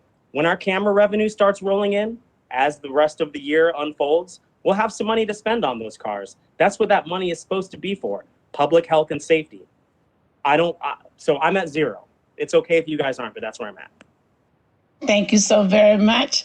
And I don't want to do a rebuttal at all. I believe that each of us have stated our positions. So if there are three persons or 4 interested in keeping at least a car in that line item, let's do it now so we can move to the next one. So, Mayor, the proposal I put on the table would be to have 1 car in the line item. It would be for a hybrid car purchase at $50,000. And I would support that. Anyone else? Brian, I think you supported it earlier. Selena, where are you? Yeah, I'm not in support of zeroing out the line item. They need these vehicles. And if there's a way for us to at least find 2, I take your recommendation on this item very highly, Mayor, because the last thing we need is to have like officers without the capability to patrol. So I definitely would like for us to consider 2 at the minimum, even if it's 1 and 1, but that's where I'm at, but for sure not zeroing it out. Thank you so much. Brian, are you still at the 1? Luke is at the 1. Selena, I love the idea of 1 hybrid and 1 regular, but I could live with 1. So that would give us 3 for at least getting 1 in the budget. Yeah, I'm for the 1 hybrid, but I also agree with Scott. You're probably going to get more speed camera money, although you all seem like you want to spend that speed camera money on other things. But I'll leave that problem down the road. But if you should probably buy another couple cars next year and with a budget amendment. All right. So right now, with the 3 votes for practically, we're leaving 1 car into that line item budget. What's the next item that we need to agree to in your proposal, Luke? The next line item. I'm sorry. I know what it was. To reduce the taxes from 81 to 79. Are we all in agreement on that? I see Selena with a yes. Quick Since you question. proposed it, Luke, I'm going to make you a 2. Selena has a question. Luke, can you please specify which taxes? Because I don't want straight through, or which ones? Because I want to make sure we're specific so there's no confusion. So it's a little you're kind of backwards engineering it. So Ray's going to have to double check these numbers and how these work out in the wash, because the projection was 4.8 in revenue, right? Luke, sorry. The route, I just needed you to say homes, townhomes, retail. Yeah, it's just single family homes and townhomes that would go from 81 to 79 cents per $100 of assessment. Thank you. Okay, thank you. That's what she was asking. Thank you, Selena, for keeping it clear. Scott, did you have something to say about the 81 to 79? And the same question to you, Brian. I'm very much open to this, but why does it not include townhouses as well? It does. You did include townhouses. Okay, so it's 2 categories that we're changing then. Residential single family homes and townhouses. Those are separate categories. But that's Somebody what said yes. I thought I just heard someone say we were only changing 1. No, 2. Okay. Well, that's definitely what I heard, but thank you. I'm definitely open to that. Yes. I All appreciate right. you doing it, Luke. Brian? I would love to get my last budget back to 79 cents. That's an incredible accomplishment, folks. It sure is. It sure is. Luke, you said that was 2009 was when we were at 79? Pre-housing crisis, before they raised property taxes. Yep. Wow. That 2008, 2007. Yeah, you're absolutely right.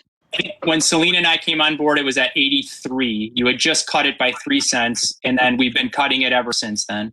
Except We've for been trying to get that 1 cent down. Thank you so much. So we are all in agreement on that. Mr. Rollins, please give us a rate for 79.79. And Mayor, I got you, Luke. You gotta let him let's fit. Yeah, if we could get one thing off the plate before we add the next, and we don't get them confused, that would help me a lot. Okay. Mr. Rollins. So as for the billing, it is 4.7 at this point. If you go to 79 for residential, it'll be a $75,000 drop. And if you go to then the town homes, it'll be like just 1,000. So for a total of $76,000, you would drop in your billing. So you would get around to about $4.6 million. Sounds about where we thought we'd be. Right. So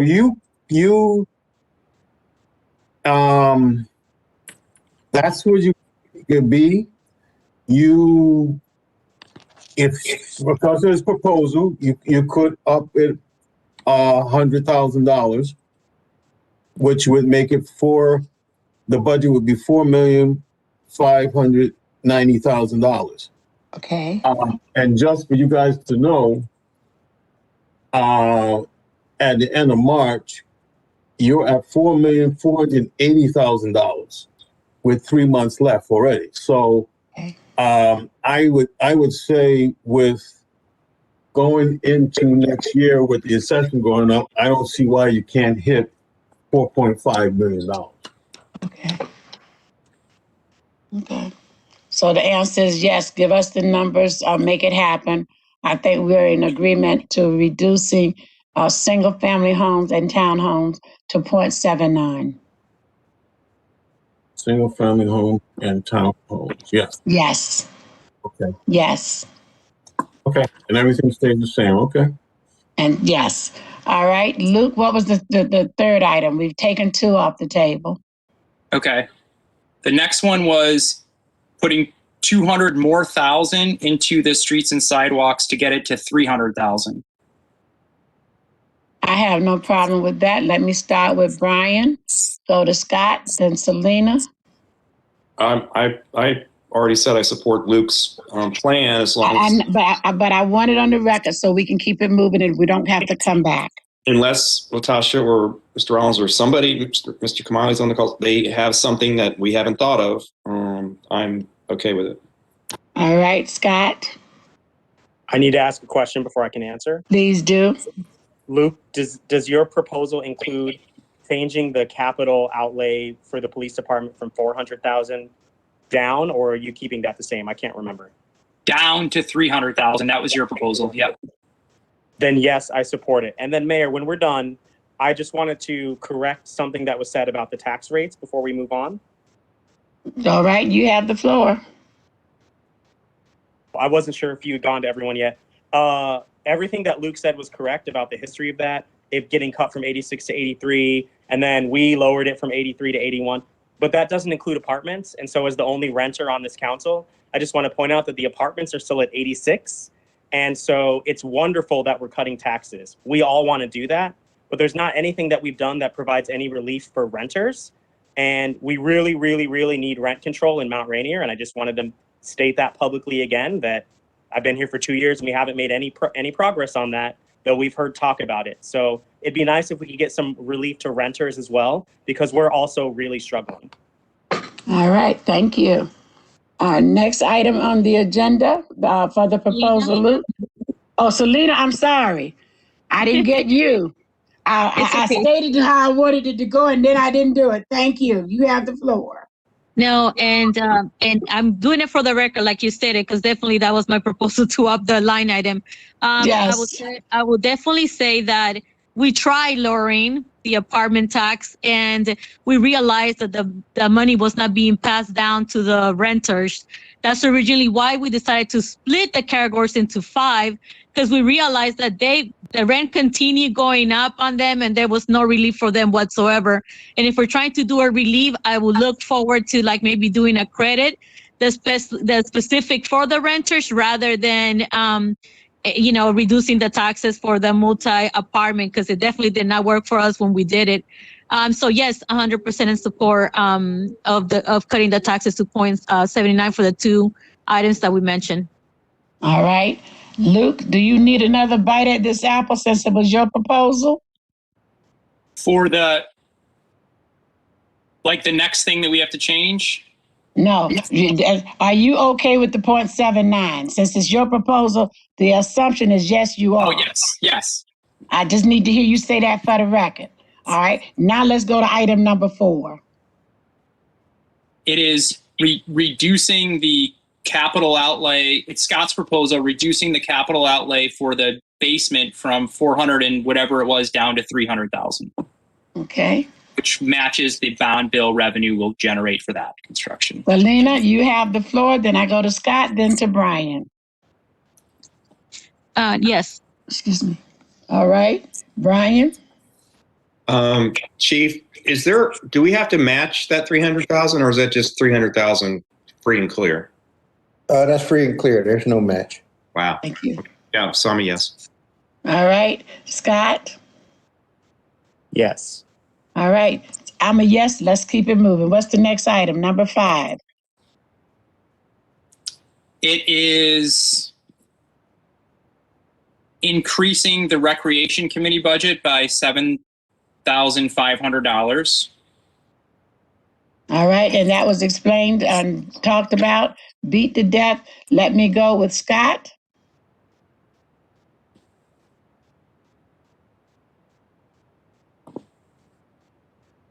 Do you support the 7.5 for the recreation center?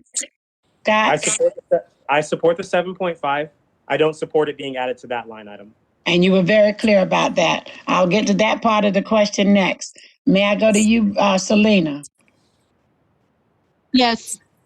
Brian? Yes, and I just want to make it clear, the Recreation Committee was asking for it to be a separate line item. And thank you so much. And with Luke saying yes, we have support putting it in there. The question on the floor is, are we all in agreement of putting it in a separate line item? Thumb up, Luke. Head shaking, Scott. Thumb up, Scott. Thumb up, Brian. I can't see you, Selena, so you have to speak. Selena? Yes, I apologize. The camera keeps going on and off. I'm not sure why. All right, so that's yes. We're going to do a separate line item, and we're going to put in 7.5 million. Did I say 5 million? I meant 1,000. Let's don't get them 7.5 million. We'd have to take a loan out. Okay, 7. What's the line item called? Well, I was going to ask you that very question. What would you like to call it? I don't care. Recreation grants? Recreation grants. I like that.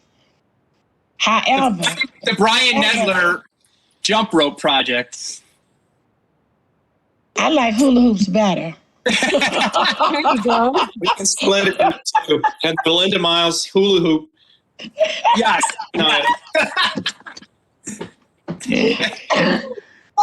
Excuse me. I'll work out the names, make it comparable to what it's going to do. So it's very clear that whenever somebody look at it or asked to get a grant from it, we know where it's coming from or whatever. But I need to ask this question, and I know I'm going to start a whole new dialogue. So was the 7.5 request for the grants or for the recreation committee? The question that I heard from Danielle was, if you leave it at the 10 and they give out the grants, you're going to have only a little bit left. So she needed to up the ante by 7.5 so they could do the grants and the other activities. She never said that I heard that she wanted 7.5 thousand for grants. So are we putting it and labeling it grants, or are we going to label that for the recreation committee and the 10,000 for the grants? She just put into the chat grants. All right, then it's grants. Thank you. I didn't hear that when it came to us. All right, what's item number 6, Luke?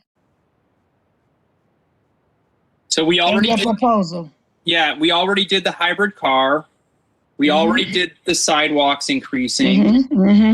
Already did the tax cut. We did the reduction of the capital outlay for the basement. We did the rec committee. I think. Is that it? I think that's there, Mayor. All right. If that's the case, then I think we pretty much have a budget adjustment. And I wonder how close to keeping that budget were we tonight as we have been doing in the past. So that if we look at the budget now, do we have a completed budget? Mr. Rollins, were you able to do that 0.79 as opposed to 0.81 to adjust that so that we could look at our revenue page and see that our revenue is going to be 4.5 in terms of the taxes? And then have we looked at the police department, the public works department, to make sure that we're going to have the funding in the line items that we just proposed the changes? I gotta work on it. How long do you need? I'll work on it now. All right. Are there other items we need to address in this while we wait for Mr. Rollins to give us a new budget outlay? We got the time? Are you working? Look like you looking up here. Are you working, Mr. Rollins? But we kind of want to make sure we know what we're looking at before we adjourn and go to our next meeting. I don't know if he's going to have it done that quick, Mayor. Not that hard. It's not until tomorrow. Mayor, if I could make a suggestion, we can add this to the next work session if he needs more time. It's putting him on the spot to make him do it like right. All right. I was hopeful, wishful thinking. I will not be at your next budget session. You'll have some new people there. That's why I was trying to push you through to get to where you need to be. But the next meeting of the Mayor and Council will be a legislative session on May 3rd. Quick question, Mayor. Yes, Selena. I don't know how much time he needs, but can we either recess this meeting and go into the next one and ideally come back to it if he's ready for us to approve? Would that be enough? Natasha is wiping her face. And Mr. Rollins is looking at us like, are you absolutely stone cold crazy? So the answer to that question is going to be, yeah, we can do anything, but is it feasible? And I would say at this moment, it's not feasible. No. So it would be time for us to say thank you all very much. We have thoroughly reviewed this budget. It is ready to move forward. And Mr. Rollins need the time at least tomorrow to get it done. What you do have as a possible option, if you want to move forward, is to call another special work session for the purpose of completing the budget. You got from now to May 3rd to do that, and you have no more time after that with the council you have, but you got from now to June 30 to pass a budget so that it goes in effect on July 1 of this year. So those are your options. Mayor, that's your pleasure, Luke. I see Luke and Selena. All right. I would propose we have a work section next.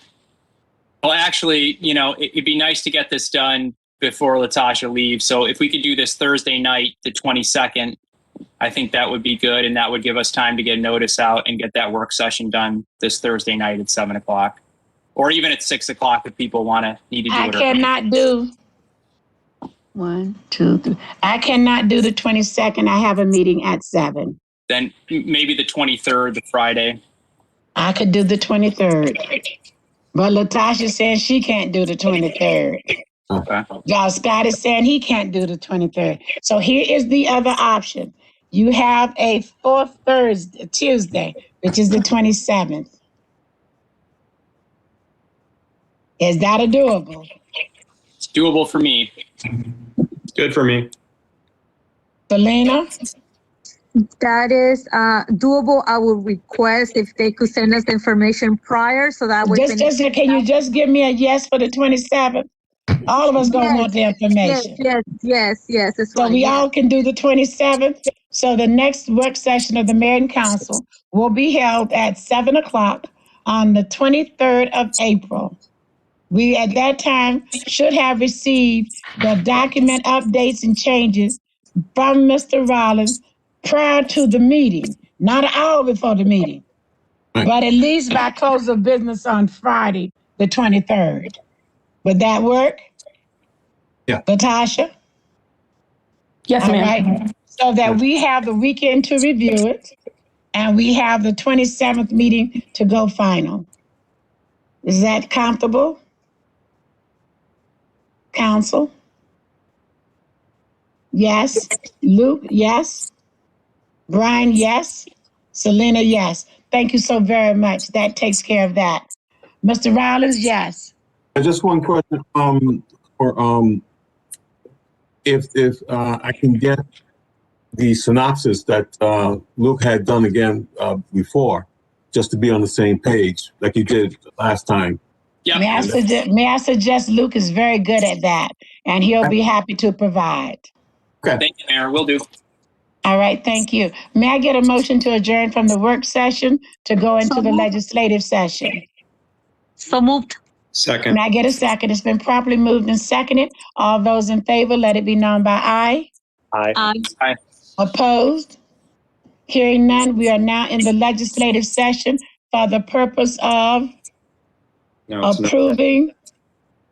Brian? And it's another work session. We have a regular work session now. I didn't approve 2 work sessions, did we? Yeah, you did. Okay, then we're into the next work session. The last one was a budget work session. Okay, got it. All right, thank you. So, And the agenda has already been approved, so thank you.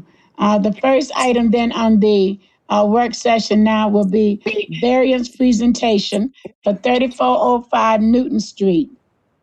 okay, so the design review board has met with the owner, the architect, and the attorney several times. You have the recommendation from the design review board.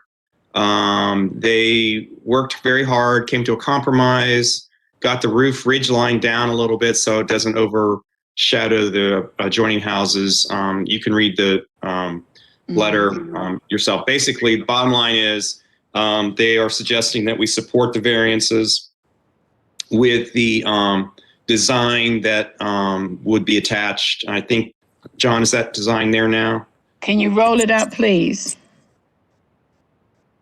The design and the letter are both in the packet right after the letter. Okay. Thank you so much, John. There it is. There's the proposal. Originally, it was a 2-story with a roof on top. Now it's a big dormer instead, so it brought the roof line down. Okay. And it fits in much better with the adjoining houses. Okay. And so that was the compromise that they came to. At comments, I'm going to start with Scott because Ward 2 is reporting out. So, Scott, may I hear from you? Then I'll go to Ward 1. I'm willing to vote yes. Thank you. All right, Selena? Thank you, Brian, and the design review board. It was a quick turnaround, so it's really appreciated. All right, Luke? Thank you to everyone for making this quick turnaround. I support it. All right, I definitely do. So let's move forward with it and get the information back. I think the person who was going to speak on his behalf, speak for the group is also here. Sir, what is your name? Yes, this is Abdullah Hijazi. I'm counsel for the applicant. And I just want to take the quick opportunity to thank the Design Review Board and the council for helping us turn this around as quickly as possible. And I appreciate the votes in favor of the design we came to with the Design Review Board. Great compromise. Thank you so much for being here. Thank you, Madam Mayor. The only thing we would request is just to remind the council that if the comments can be sent to the Board of Appeals before our next variance hearing, which is on April 28th. Yes, it'll go All out. right, it will go out almost immediately. And then the way to make sure that it goes out is to ask for a copy. So I will be asking John Hostin and Latasha to please send you a copy. So if you can put where they need to send it in the chat, they'll get it done. Thank you. Well, no problem. All right, much appreciated. Thank you. Spring Park renovation project, that's going to be you, Brian. Okay, so as you all requested, we had a public meeting, a Zoom meeting. We had a number of residents make comments. I tried to summarize some of the major issues and suggestions. But basically, what we're down to at this point is whether you want to go with that revised plan so that it can be sent out for bids on getting construction plans done, because all we have at the moment is a concept. We don't have anything that's to scale or, so basically you're voting on, are these the elements and kind of the layout that you would like to see, and where your emphasis is going to be on the circle and the spring itself. And so that's what we're discussing tonight, whether you're going to be okay with this. And then we would vote on this at the next public legislative meeting in May to make a formal vote that this is where we want to direct staff and Little Friends for Peace with their grant money to move forward with this. I understand that there are 3 residents here and Little Friends of Peace to talk about this. I don't know who they are, but this is a good time to have them speak, unless council has something to say before we let them speak, which is normal. So if any of you have comments on the design or what's been presented, now's your opportunity. Scott, Brian presented again, so I guess you get to go next, and then I'll go to Ward 1. Yeah, thanks, Mayor. Looking forward to hearing the comments from the people who came to the meeting. Thanks for being here. Mayor, what is it that we're trying to accomplish by having Okay, thank you so much. My understanding is, if you remember correctly, we had a different design before and it wasn't the right drawing. And one of the things we'd asked for to go back to the community and make sure they had some input and say on it, and to try to move forward what the design was going to be. This is the final drawing that was presented at that meeting that Brian held with the residents and I think with the folks from the University of Maryland. So what they want now is a consensus on, is this the design that the park is going to have, so that when we go to the meeting on the 3rd, that we vote on this and vote to allow not just the conceptual drawing, but the actual architectural drawings to be done so they can give them to somebody to go ahead and get the park done. Correct, Brian? Yep, that was a good summary. Thank you. Thanks, Mayor Miles. All right. Yeah, I'm sorry. I just wanted to say, I read the notes from the meeting, and I hope we can get to a consensus then, because it doesn't seem like the residents did, but looking forward to hearing what they have to say. Okay. Selena, then Luke. Thank you for putting this together. I was part of the meeting. I think the concepts the residents did like. And if I'm completely understanding, sure, we are approving the concept, not necessarily whether the circle is 8 or 10. That might be a little bit different, correct, Brian? There will be a circle, but the size of it will have to be determined by the landscape architect people that do the next set of drawings. Yeah, thank you for that. And I know that residents were at least happy to hear where the progress was when it came to the next step for council in this, in approving this. And I look forward to hearing from Little Friends of Peace as well. Thank you, Brian. All right, Luke. All good. I really appreciate you guys putting in this work. And I think Jarrett's watching because I've talked to him about helping out with this project once he comes on board. So thank you, Brian, and thank you all the residents who provided your input. I know this is a long way from some of our earlier proposals. Thanks. All right, thank you very much. Let me open it up to the audience. Can you put it back on the screen, please? The project design. Thank you. All right. Can you make it just a little tad bigger? Good job. Thank you. Thank you. Thank you. Okay. Anyone in the audience from the residents or the Little Friends of Peace that would like to speak?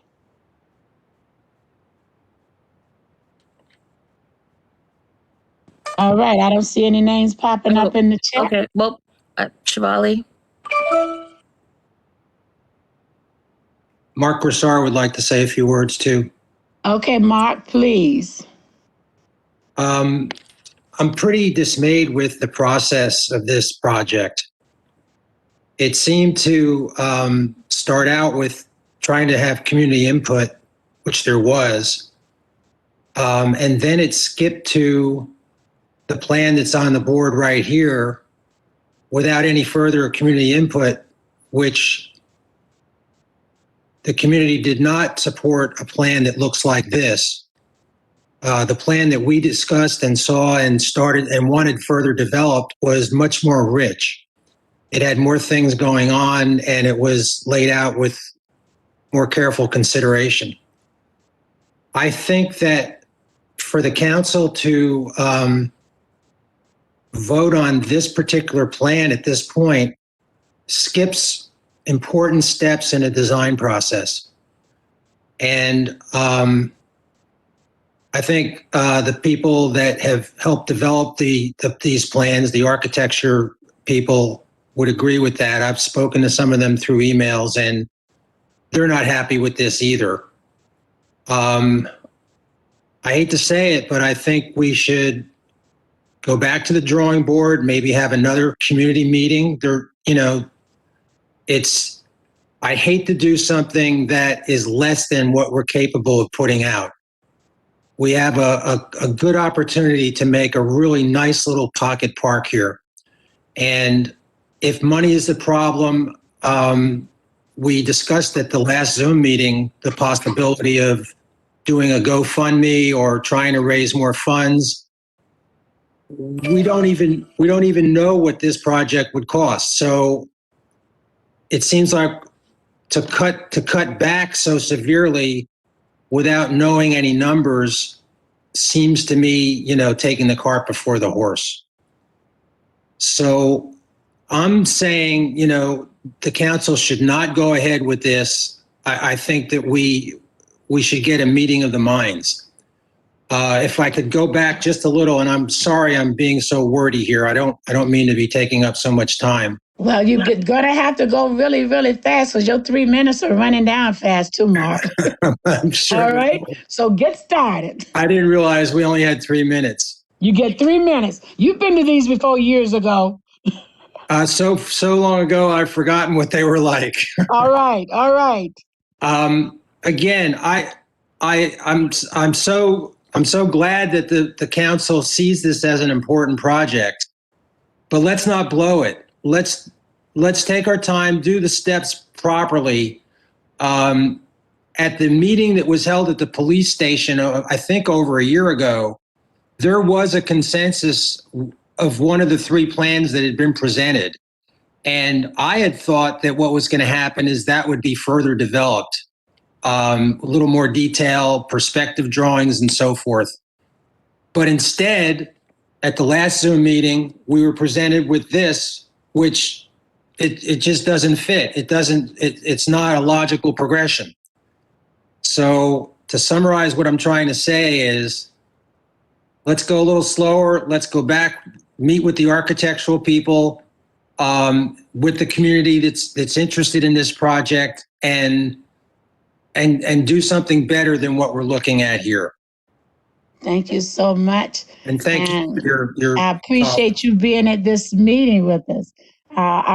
From what I'm hearing, you obviously have put some of your expertise into the thinking of this.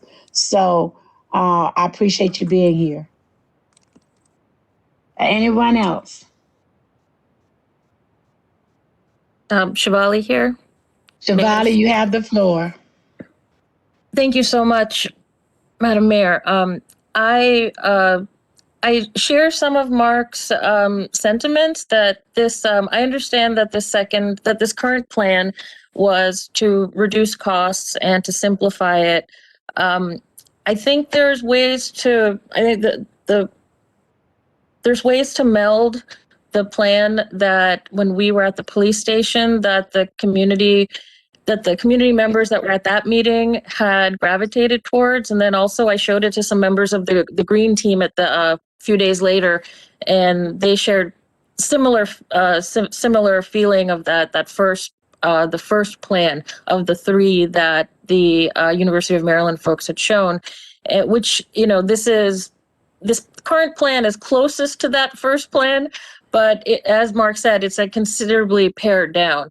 So, for me personally, in all the plans, common is fixing of the well, and I think that part is not in dispute.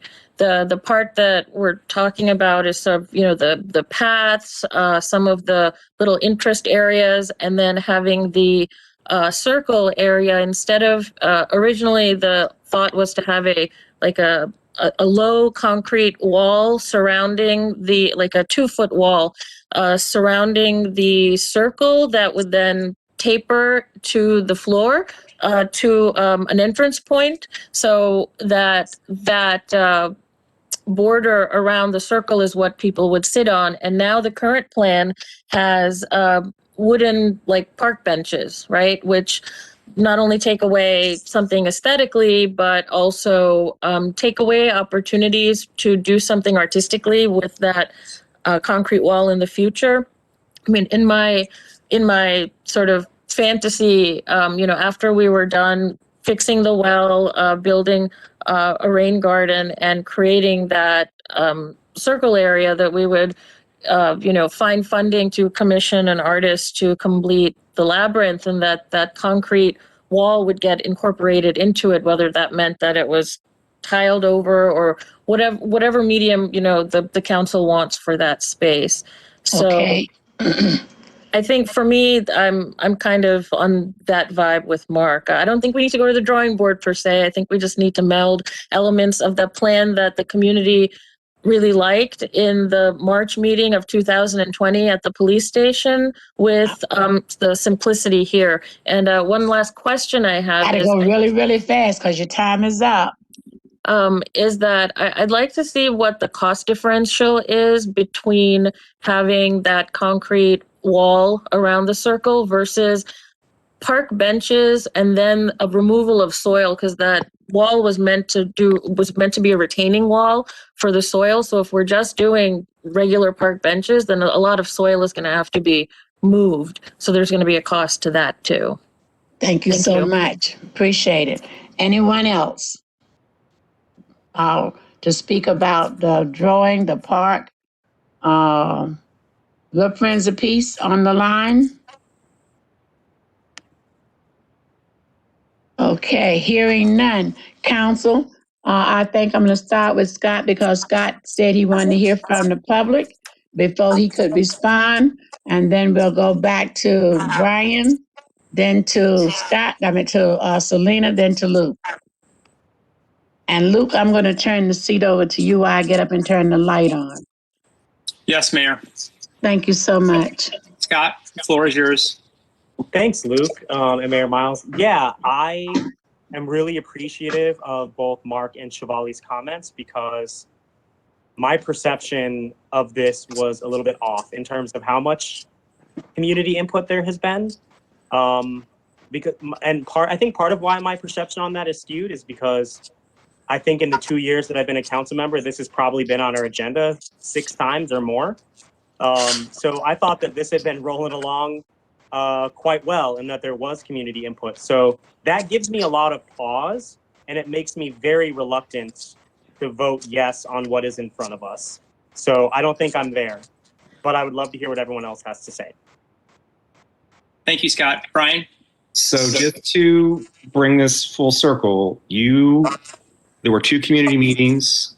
You got pushback on the 3 proposals. And so the council voted, you wanted a simplified version, which is what was developed for you.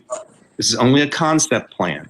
The concept plan says there will be a circle of some sort of some size, and whether it has wooden benches, metal benches, or concrete wall can be decided by the next iteration of this, in which you would have the architect develop 3 different versions of the circle.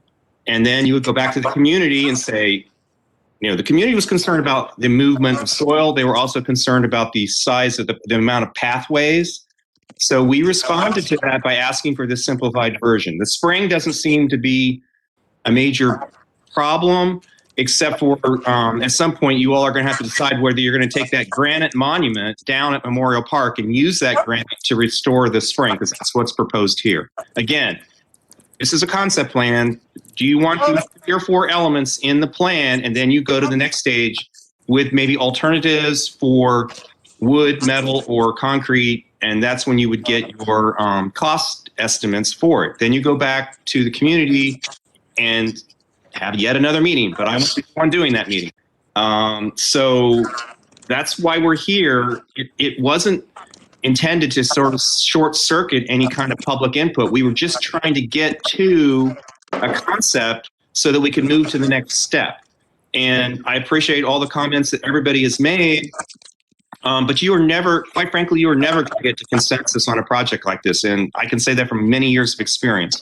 The neighbors around there are the most vocal.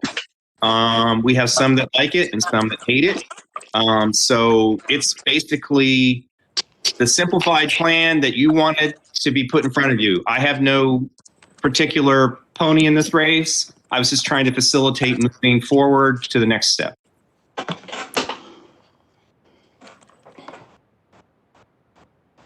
Okay, I'm back. Thank you. I think it's Ward 1's turn, so I think it's Selena's turn, Mayor. Thank you so much. Yeah, thank you, Luke and Mayor. The original reason why I asked Brian to specify what we're approving today was to make sure we knew it was just a concept, not the down to a little bit of detail. So that way it was understood, even the communication we have. So we're not trying to start sick where nobody around an opinion. I think it's like the 3 or 4 various things that the community has said that they do like. And like Brian's made it very clear, like that next step is like going to the, into more in depth on it. So based on that, and that's what I want to share what is clear since the beginning. Based on that, I am in approval to move forward to the next step. Okay, I think I was able to hear everything was being said while I was off. I think the question that's in front of you is, where do you want to go from here? When this was introduced by Councilmember Nettler a few minutes ago, it was to have us look at it, be able to vote on this at the next meeting, legislative meeting, so that we can move it forward to getting the actual drawings done, engineer to do the drawings. From what I've heard from the 2 speakers in the community regarding the project, is that they kind of think that we're cutting the park short by going with this. I also heard from Brian that this could be a phase 1, and we could go to a phase 2, 3, 4, whatever else it's going to be as you move forward with this. So what is the council's pleasure with excuse me, with what we do with this one?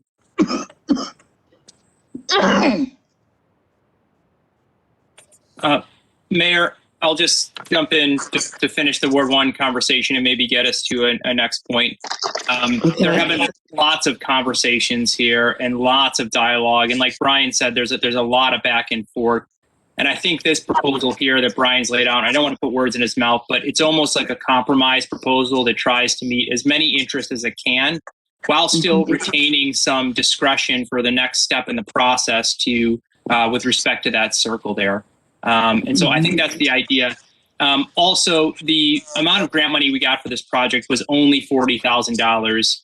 The more, Mark, I think you used the word more rich designs, which is an apt word for the designs we saw, that you weren't going to get anything done with $50,000 for you weren't going to hit on that project with $50,000. So I think that was another concern, is the amount of money that we had available for this project and what we could actually do with it.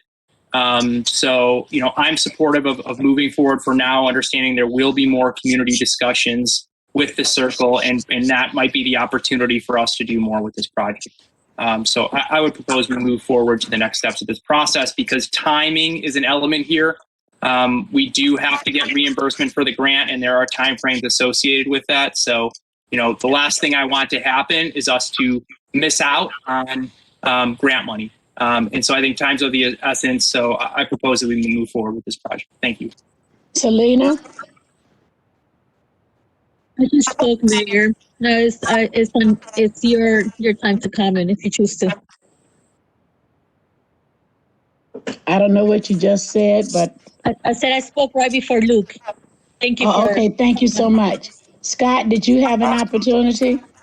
I'm all set. Thank you. All right, and Brian, you are at let's move forward. Mr. Nedler? Yes.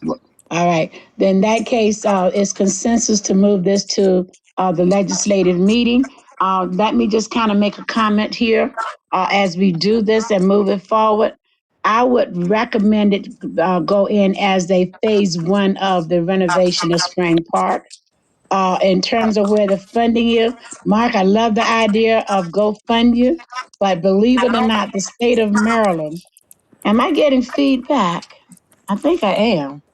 The state of Maryland has a small pocket park area and funding.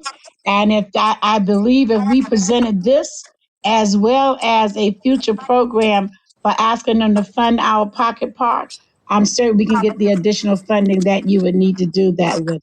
But someone would have to write the request. Someone would have to follow it through.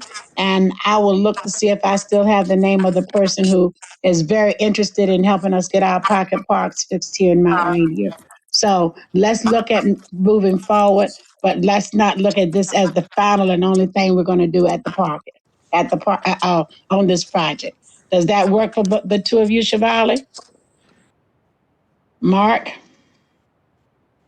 I know you're still there because I see your name still up, but I'm assuming, which I shouldn't do, that you're on board with that and to help us put that other richness back into the plan as you so described.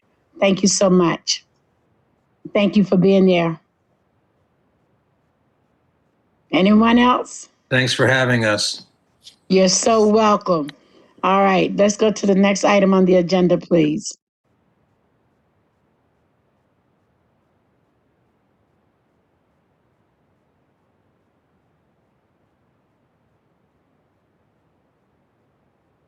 Support from the city for county resolution, Medicare for, I can't see the rest of the wording on there. Medicare for all, Mayor. Medicare for all. Okay, I see it. It wrapped around. What is, for 15 minutes, I'm sorry. Selena, you have the floor. Yeah, and I apologize. I had to take more medicine because the allergies I keep scratching my eyes and my voice feels like it's almost gone. So the county council actually voted on this today, which was to support the Medicare for all, the universal health care at the federal level. So the idea of this is for us to write a letter in support as well. As we know, not just our county and our district have been severely impacted, not just through COVID, but due to pre-existing conditions. So this will allow at least a fighting chance for our community to be able to funding be allocated when it comes to health services, and give us a fighting chance to be able to not just work on this generation but future ones, in order for us to overcome things like diabetes, obesity, that as we know for each of the studies, it shows that if you work on prevention rather than the other side trying to fix the problem, you actually spend less money. So it's basically put a letter together, hitting the points that the county hit, and submit it to the county as support, but also at the same time send it to our 47 district and our senators and county executives, so that way they could also help in every way they can to push this forward at the federal level. Can you tell us a little bit more about that? I can tell you, I have not kept up with this particular resolution, but when I see Medicare, somewhere in my brain, I hear that I've started having to pay Medicare payments out of my work or employment back in the 80s, 90s, whatever they brought in Medicare, and that everybody was required to pay into it anyway. So what is this going to really do other than say we support it? That's what they need at this time, just letters of support, because it's at a federal level. They are contemplating legislation. So it's basically letting them know we are supporting. Like I said, the county passed it today with majority. I think there was maybe one abstention, if I remember correctly. Then all of them passed it. So it's basically they're asking, the activists and cities are asking to please send letters of support to the federal level, saying we would like this to help in the impact. Lord, the volume, baby. To help, to help have a voice in when it comes to Medicare for all.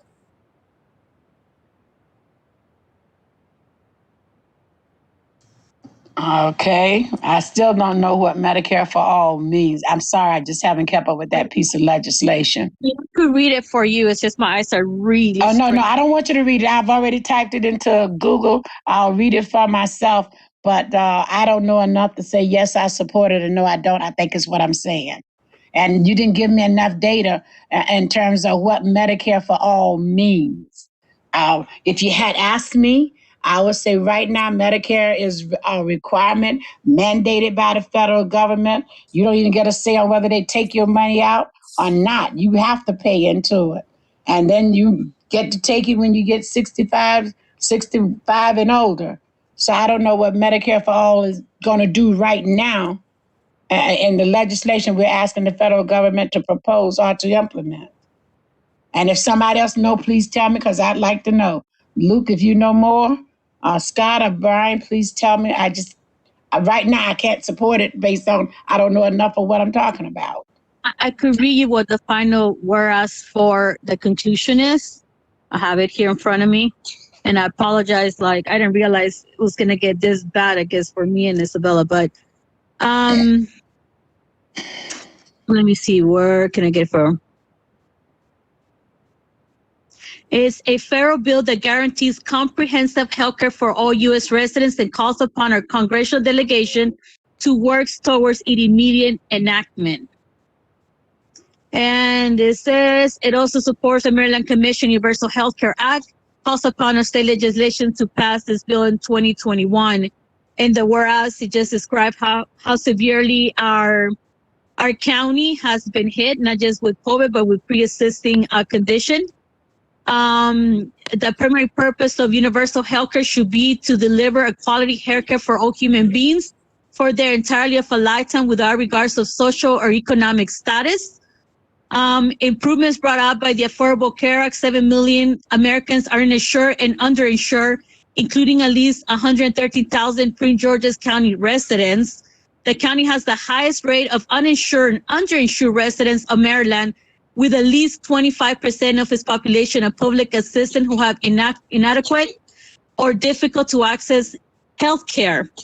The estimate is that 12.5 uninsured Prince George's residents include low-wage workers, part-time public employees, and employees of small business who have little access to high-quality insurance. The county has a number of particularly vulnerable populations, such as children, individuals with severe mental illness, and reentry populations who are uninsured or underinsured. So that gives you a couple that were asked, and what they're asking is for a support for a federal bill that guarantees comprehensive health care for all U.S. residents and calls upon congressional delegation to work towards the enactment. Okay, thank you. Comments from the council? Let me start with Ward 1. Luke, Selena has presented. Comments, please. I have no comments at this time. I appreciate her putting together the letter. All right, Brian. I'm like you, Mayor. I don't know the details of what's in this bill. If it means eliminating private insurance, which is when you hear universal health care, that kind of jumps out at people. Being a dual citizen of the United Kingdom, I can tell you from family complaints about socialized medicine that is not necessarily the prettiest thing in the world. So I doubt that that's in there, but I just need to make sure and how they're going to fund it, because it doesn't sound like people have to pay into Medicare in order to get Medicare, which is a little different from what we're accustomed to. So I'll have to wait for the yay or nay or abstain before I see the details. Was a copy of the letter sent? Because Selena, I did not see it, and if I did, I didn't know what I was looking at. Has the letter already been drafted? No, I'm asking for support for me to draft the letter to present to mayor and council. So this is not an approval of a letter. It's just if this is something you guys would be interested in doing. Oh, is there any interest? Okay, I can say there might be interest for me, but until I finish reading what I pulled up on my screen, and on my screen I have something about understanding the Medicare for All Act of 2019 and 2021. I have no clue on whether I would support a letter or not. But that's only me. I'm going to go to Scott, then go to Luke, or Luke and then Scott. Your concept or whatever you think about it. I think Luke, I've already spoken. I should be at Scott. Yeah, thank you. For the record, I personally do support universal single-payer healthcare for all Americans, including the undocumented ones. Fortunately for us, UK is not the only model out there for universal healthcare. There are a lot of others.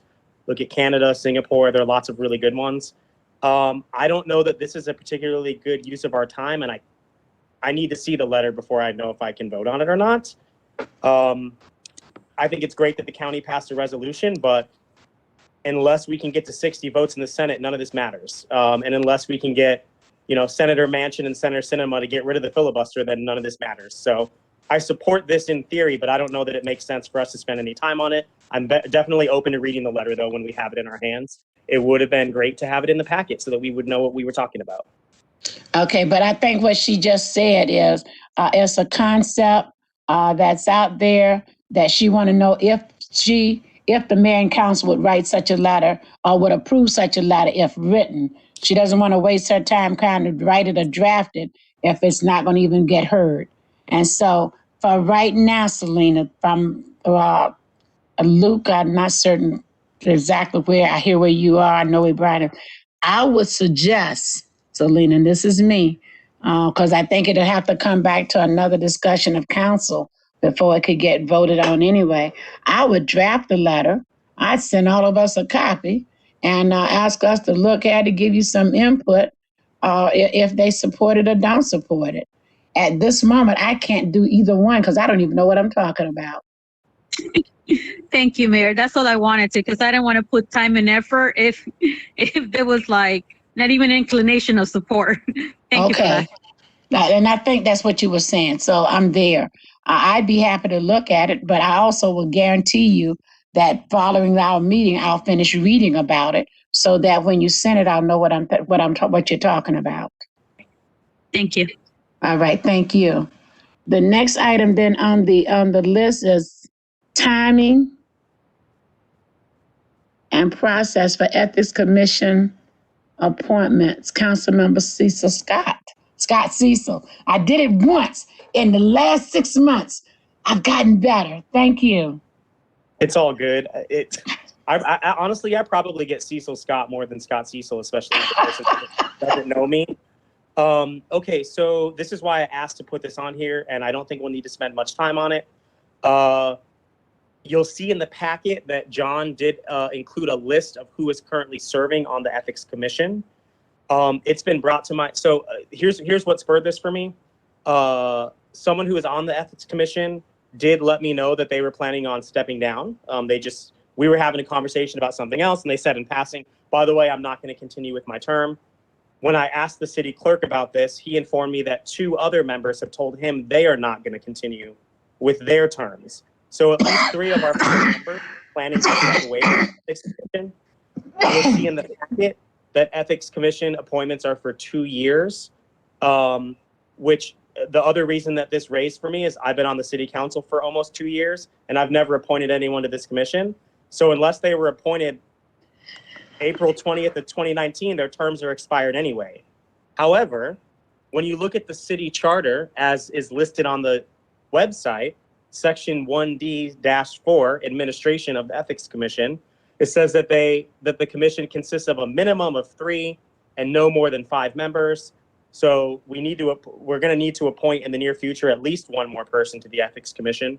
But it also says in the charter listed on the website that they serve 3-year overlapping terms. So I need to know which one of those is correct. But no matter which of those is correct, we're going to need to appoint some people to this commission soon. So we need to get the word out so people will apply to do that. That is why I asked this to be on the agenda. I'm not sure if we can get to a resolution tonight, other than figuring out which is correct. Is it a 2-year or a 3-year term? If the charter says it's 3, then it's 3. If we appointed them for 2, we probably didn't read the charter when we made the appointments. So I would bet on the charter, and I would bet on us being wrong. So they were appointed probably for 3 years. Regardless of that, if you're telling me that 3 of them are coming off, it would be wise to put out a notice asking for folks to volunteer to serve. But it also would probably be wise to actually get an official notification from the 3 that wish not to serve or continue serving, and to move the process forward. That's the quickest way to move that one. But in my opinion, and as I've learned from most of the attorneys around the state for municipal government, the charter always prevails. Even if we made a mistake, the charter prevails unless we changed it. And I don't have proof that we changed it. So in this case, the charter would prevail. It would have been a 3-year term. So what's your pleasure on moving forward with it? It's Brian. Brian? So I would suggest that you have the city attorney look at this and see if we messed up. Probably we did. And then I guess, Scott, you need to work with city staff to get, an announcement out, social media, newsletter, and explain what the Ethics Commission does and that we're taking applications and there's a deadline and you're rolling. All right. Thank you so very much. Luke, would you like to say something else, Selena?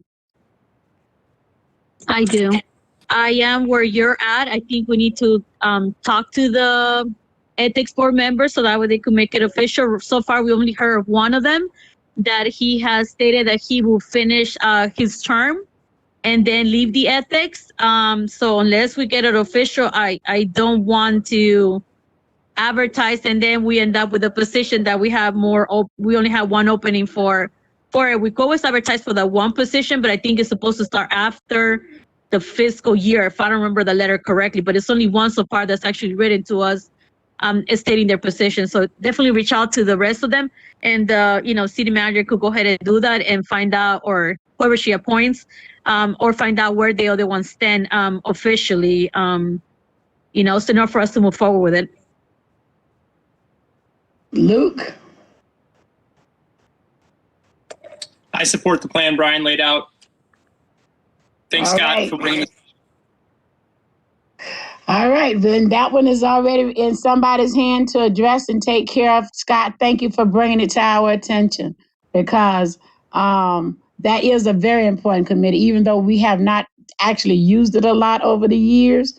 But it's good to have them in place, especially for getting our financial disclosures in, for them reviewing them, and making sure that we are, in fact, in tune with what the law requires. So thank you so much. I see your hand, Scott. Yeah, I know. We can move on. And thank you for keeping us under our 5 minutes. You guys did great. I would feel more comfortable if this was a group effort. Because this group oversees us in some way, I don't want it to look like I'm trying to get people to join the Ethics Commission. I think we should be trying to get people to join the Ethics Commission. However, I'm happy to drive the process forward as Brian suggested. Just wanted to be clear about that.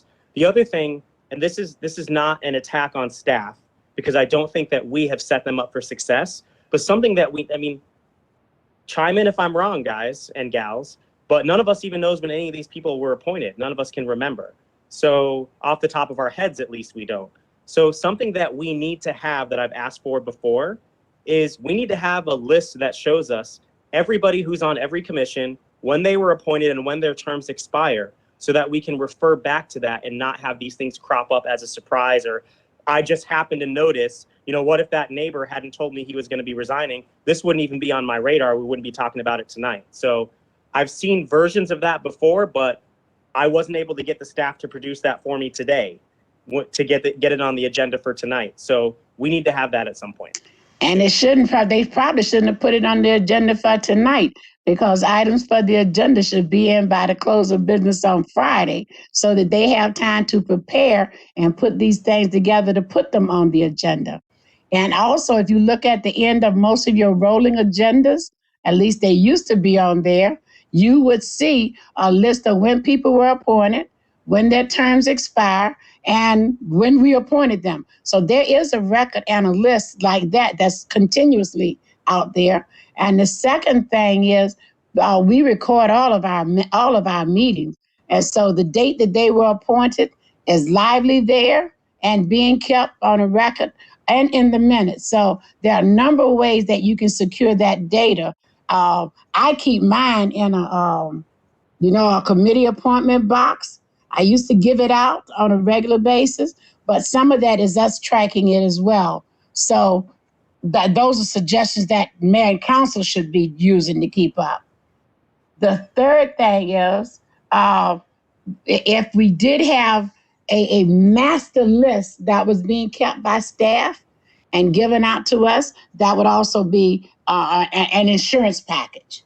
Because I think one of the things I had asked for many years, over and over, that we be a master calendar, the appointments, who's on it, a list of the staff, how to contact, all of that. But we've had a lot of staff changes as well. Some stuff has fallen through the cracks, but sometimes we just haven't had enough time to do it, because catching up on those audits has been a monster. Brian, I do see your hand, and I'll be quiet. No, appreciate that, Mayor. So I do remember voting on these folks. I do too. For a particular reason, which I won't go into, but and in the rolling agenda, it did have all of the appointments, the resolution number, blah, blah, blah. The one thing that, well, of course, we haven't been looking at the rolling agenda because it keeps getting knocked off the agenda, and now it's not my problem. So hopefully John is able to clean that thing up. But the problem also, for you all, they're going to continue on. In the old days, when we appointed somebody, we gave a term limit or an expiration date, and we haven't been doing that. I know with the ethics, it's in the charter evidently, but for a lot of these, we really should go back to saying we're appointing so-and-so for a 2-year term. Now we just say we're appointing so-and-so, which makes it a little messy because you don't have the turnover necessarily. So that's just a suggestion for going down the road. Thank you all so much. And Scott, just to kind of finish this off, I don't think Brian meant when saying you got the ball to go with it, that it was all yours. That is a mayor and council project. It is no one person. And I think when we did it back, not this last appointment, but we tried to represent both of the wards, and we also tried to represent the ethnicity of the city so that it's inclusive. So no, it's not a one-person job, and you're right not to take it on by yourself. But you definitely need somebody to lead it and not let it fall through the cracks. Okay? Mayor and Council, can I say something? Yes, sir. I just want to let everyone know that when I first arrived, there is a document that has all the city committees on the document, as well as email addresses and contact information. And that was prepared along when I was asked to take over the rolling agenda. That item was also given to me. And so that document does exist, and I'll be more than happy to share that with Mayor and Council so you all can see the work that we've done here to clean up some of the records in our city. Okay. And can you also make sure you update it and then send it all out to each of the council? I sure Mayor will. and council? Thank I you. will do. Much appreciated. I think that's the point we were trying to get over. All righty there. That brings us down to tree commission appointments. Okay, so the You're tree a busy little devil tonight, right, Brian Nedler? The tree commission can have up to 7 members. And currently, I believe they have 5. Lester Sherman, who lives on 30th Street, has been, I don't even know how many years, maybe Melinda knows, I don't know, but lived here forever. He's interested in being a member of the tree commission.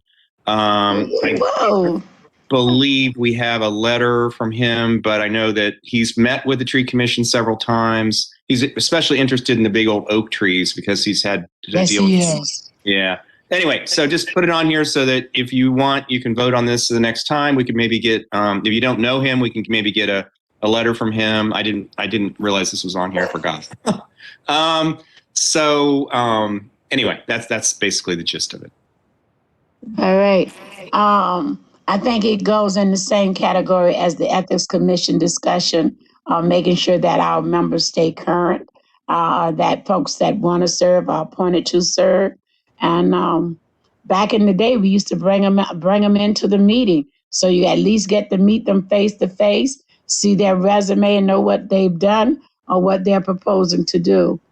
I'll leave that with you all to decide what you want to do with it.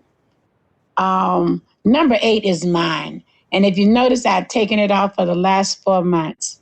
I would probably take it off tonight, except I really would like to see this happen. I really think we should have an advisory board and committee for our police department. The changes and recommendations made, I think, by Luke and by Alyssa should be incorporated, and we certainly should ask you to move forward with it. But if you do not, that's okay too. At least you got a good draft started, and you can now take it and finish it.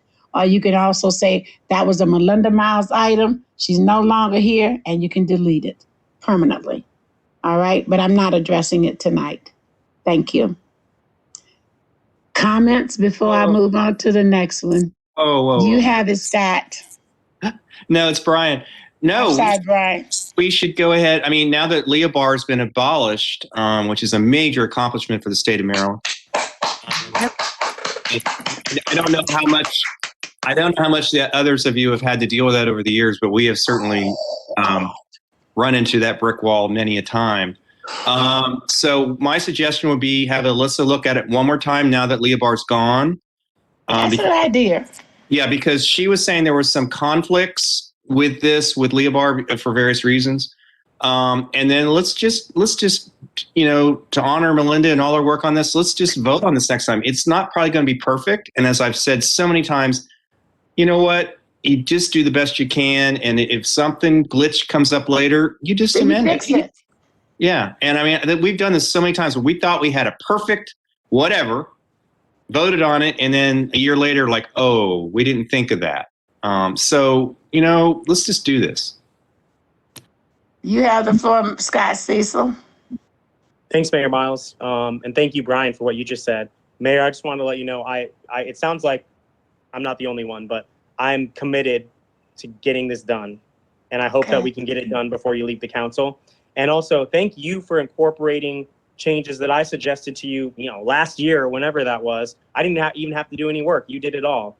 I just told you what I thought and you incorporated it. So thank you for your flexibility and thanks for doing that. I'm looking forward to getting this passed. And then I just wanted to say, report back to the 4 of you, but also to the public. I've only been a resident of Maryland for 3 or 4 years now, but I'm very, very proud to have been active in Annapolis, including virtually this year, testifying for lots of different bills in lots of different committees in both the House and Senate on issues that I care about and for organizations that I work for or work with. And I was very, very happy to be able to offer testimony about repealing the Law Enforcement Officers' Bill of Rights in Maryland. We were the first state in the country to pass one of those. And we had, he wouldn't mind me saying this, Chief Morgan, our former police chief, told me, we have the worst Law Enforcement Bill of Rights law in the whole country. And he meant in terms of it gives us the least amount of accountability for any state. So I just wanted to, let y'all know that I was very proud to be able to testify in multiple committees in both houses of our state legislature to repeal this. And it was fortunately included in the larger omnibus criminal justice reform package that they did. And for anyone who's not paying attention, our Prince George's County delegates, and specifically in my opinion, our House delegate, Julian Ivey, were leaders on this issue the whole way through. And it would not have gotten done without the voices of strong, progressive Black leaders from Prince George's County and from Baltimore City. And I just applaud them 1,000 times over for getting that done, because it allows us to be able to move forward at the local level. So thanks for listening to all that. Mayor Miles, I'm committed to getting this done for you, for the city. Thank you. Thank you. Anyone else? All Thank right. you, Mayor. Me. Selena? Hi. No, they could hear you, by the way. Sorry, my family just came back in. No, I was gonna say thank you for putting this together. I think definitely I'm where everybody else is at. Now that the LRB is like revoked, it allows us to be able to put more, I feel like, more teeth into this project, because I felt like certain things were being held back. But definitely it'll be I feel a lot easier to like pass it and get it to the finish line. So I'm with Brian to like have Elisa take a look at, incorporate the things that have been added. I am very correct in saying Chief Alston also like sent us a bunch of other legislation that was also passed that included the deal with officers. So I think that should also be incorporated, so that what we have not just like the great work that you've done, but also incorporate the new things that now the law has catch up to the work that you did. So in order to move forward with it. So I will definitely like to keep it in the agenda, have the legal go through it, make the edits that they need, and put it forward for the next item to vote on it. So I would like to at least do that, because you have put a lot of work on it. And I think in many ways you were also very visionary in some of the things that you put there, and now the law has caught up to what you were envisioning. And I don't see it pass by you, giving them a call and saying, hey, I need this, like, make it happen, because you do advocate a lot in various levels as well. And that's very appreciative. And also for allowing me to sometimes like give me a platform to say like, this is going on. I'm more like, I'm joining there. We're advocating for this. Okay, but thank you so much. Thank you. Luke? I'm good. Thank you. Then if that's the case, I will move it forward to Alyssa tomorrow and ask her to try to get back to us with something. And as opposed to having that one meeting on the 27th, I'd like to add this to that work session on the 27th and then bring it forth on May 3rd. Does that work for you all? Yes. All right, then I'll do that tomorrow. And thank you for the kind words. It just got where it couldn't go anywhere. Now it can, so thank you. All right, that takes us to sidewalk cafe application. Okay. Mr. Netler. And this is off topic a little bit, but so for the police advisory board, we would do a first reading on May 3rd. And my suggestion, Mayor, would be that we either we have to wait 2 weeks. So the night that we leave office, I would suggest that you call a meeting at 7:30. They have to be sworn in at 8 o'clock so we can pass this before we're actually gone. All right. Because, yeah, I mean, we could meet like a half an hour early, get these things done, and then you've got it on the books. So anyway, that was off topic. Sorry. So that takes care of both. So this came up mostly because of Pennyworld, although now I've been informed that the wine bar is also building a patio on city property. Some people just don't seem to understand that they should actually probably ask us before they put things on public property. But that's beside the point. I think, let me just chime in, Brian, if you don't mind. It's not that they should ask us. I think we should be telling them, because they apply to us for the permits to do whatever it is they're going to do. And if they do it after the fact, as did Penny Royal, they should have to either remove it or pay for it. Well, I'll just remind everyone that I told Mankiti explicitly at a meeting not to do anything. And did it anyway. The concrete was poured. So I'm still pretty upset about that, but I'm going to let that go at this point. Anyway, the issue was liability. So Alyssa really was the one that jumped on this, not me. I just raised the issue of, since these patios are on city property, Do we have any liability protection? It turned out not very good. So she's she's put this forward to amend our chapter on sidewalk cafe permits to add the liability issue, and that's the gist of it. I'm going to go to Scott in Ward 2, then to Ward 1, and then I certainly would like to comment on it. Scott, you have the floor. Thank you. I was having trouble unmuting. I actually don't think I have any comments at this point. Yeah. Then I'm going to go to Luke, then to Selena. Unmute, Luke. Unmute, Luke. Okay, I'm unmuted. I'm unmuted. Sorry, come back to me, okay, Mayor? Sorry. All right, then I'll go to Selena. Thank you, Mayor. That might be a question for Brian. Maybe you could make it clear.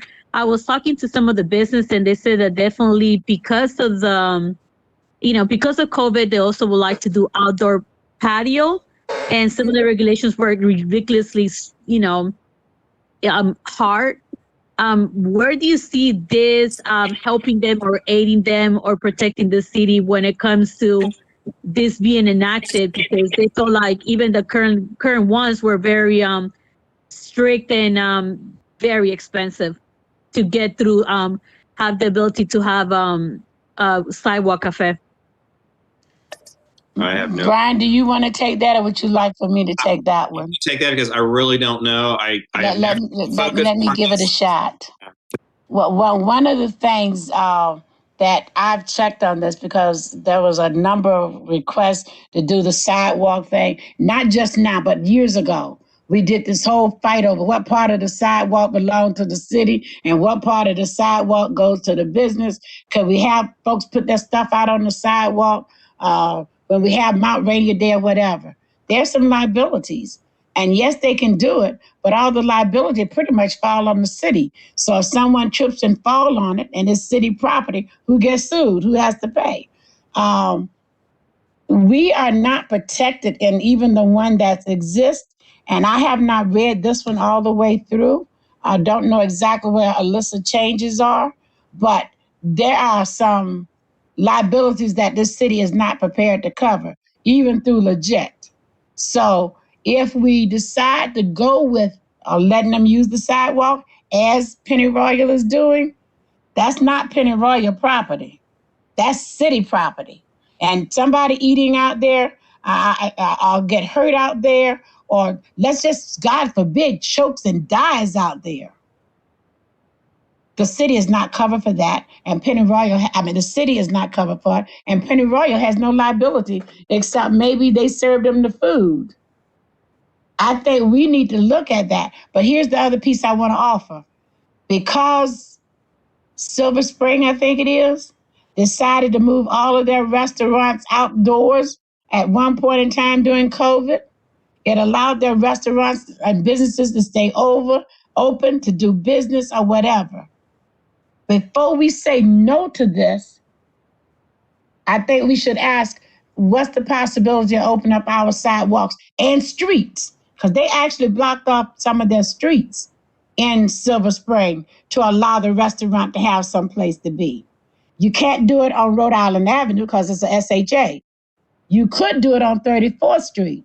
So do you want to modify this law that we have on the books so it can cover such a thing as the pandemic and opening up 34th Street, for example, or opening up Bunker Hill Road to allow our businesses to perform outside? Just something to think about as you move forward with making the changes rather than piecemealing it. And before I even go any further, I see Luke hand already up. You can have the floor, Luke. Hey, thank you, Mayor. To your point, the redesign of that block around around the McKitty development includes turning Perry Street into a shared street so that you can do exactly what you're talking about. Shut down Perry Street on a Friday or Saturday night and have it be free flowing there. And so extending the plaza.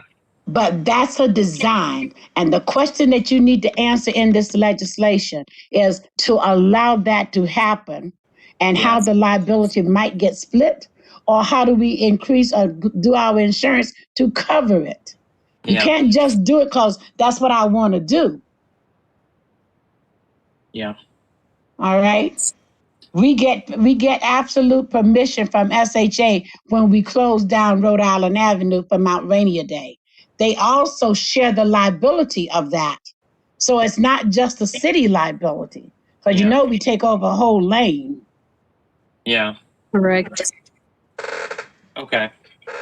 So I like the language that Brian put in there. It makes sense to me. Brian, did that copy like indemnification clauses from like other regs on this? It's Alyssa's. I didn't have anything to do with it other than ask the question. Alyssa did all of this. Okay, great. Yeah. You could also copy the one from the county. The county has an awesome liability clause in theirs for anything that you want to do with them. And it requires you to have insurance over $1 million or $3 million, depending on what it is, insurance policy on it. So let's double check what we do with that. I trust Alyssa. Thanks, Brian. Thanks, Mayor. Mm-hmm. All right, Scott, did you get to speak? Or you did already? So what's your pleasure moving forward? It's just a first reading at the next legislative meeting.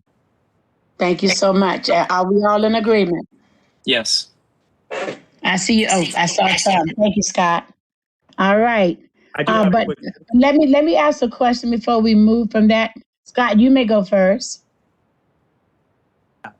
I just wanted to note for anybody who's watching, a couple times we said that the next meeting is on May 3rd. That's incorrect. It's on Tuesday, May 4th. Just wanted to say that in case. Okay, forgive me being wrong on the date.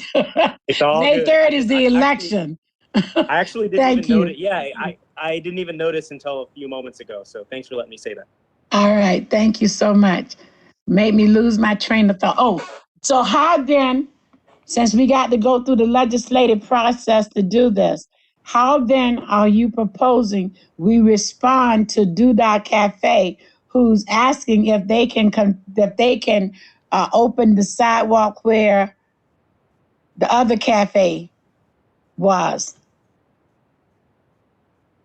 How are you going to respond? Because that's the question they've asked us. Open up a sidewalk cafe for the wine bar? Well, the wine bar wants one, but you know where the old Odd and Even store was? It's called Doodah Cafe now. Yeah. And who was in there before? The Bird was in there. Bird Cafe. But remember, Bird they brought their stuff outside, put up the tables and all of that. And they did not, well, initially they did not have permission. They just did it. And the same law was in place then that Brian is trying to get fixed now. So they have asked, and they use the tables and chairs and things out there in that spot. What's your answer? If they get a permit, they certainly can. I wouldn't sit there. The pigeons sit right above that on the wires. There's no way I would sit there. They love it. They love that spot. They need umbrellas to catch all the dew, you know. Good luck, Brian. That explains your luck over the years. Some cultures it's considered good luck to have a bird. I was going to say good luck. You got to have a drop. Say good luck. All right. But we need to respond to them. We should not put them on hold for the next 45 days because summer will have come and kind of moved. So if the answers get the permit, then we need to respond to them with that and do it rather quickly. I see your hand, Scott. Yeah, I think it'd be great if they're able to do it, but I agree with Brian. We need to require the permit. I wouldn't mind hearing what the city manager thinks, since she's going to be the person, I assume, that's going to respond to them and has been the person that's been in touch with them thus far. I could be wrong about that. Maybe it's code compliance, but wouldn't mind hearing what Latasha thinks. Latasha, do you have a thought on that process? I know we just sprung that one on you. You did. Just as with when Pennyroyal asked, my biggest thing is the whole harmless the indemnification, because I don't want to be responsible if somebody trips, falls, whatever. Well, not I, but the city. The city. That's my biggest concern. Yeah, I don't care where you eat, but I just don't want to be responsible for your patrons. So as long as you can make sure that that's clear with the issuing of the permit and it's in writing, Alyssa should give you the legal terminology that goes with indemnification. I don't hear the council saying no. I have two that said permit, Luke permit, Selena permit.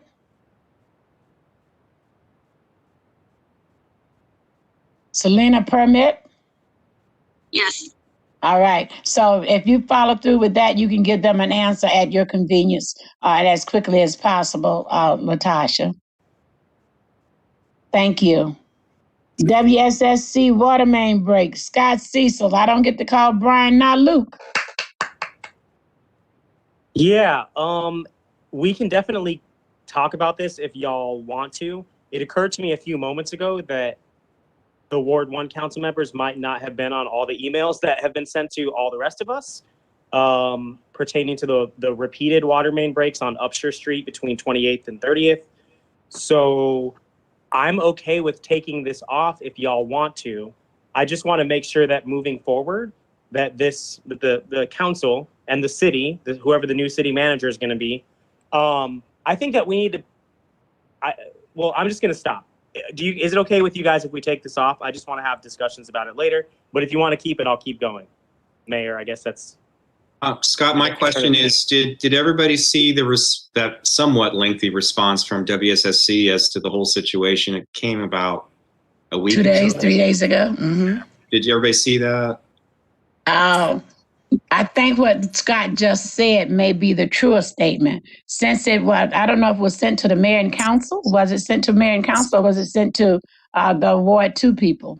I don't remember. I know I received it. I said, I think there's a possibility, Mary, that you forward to I certainly did.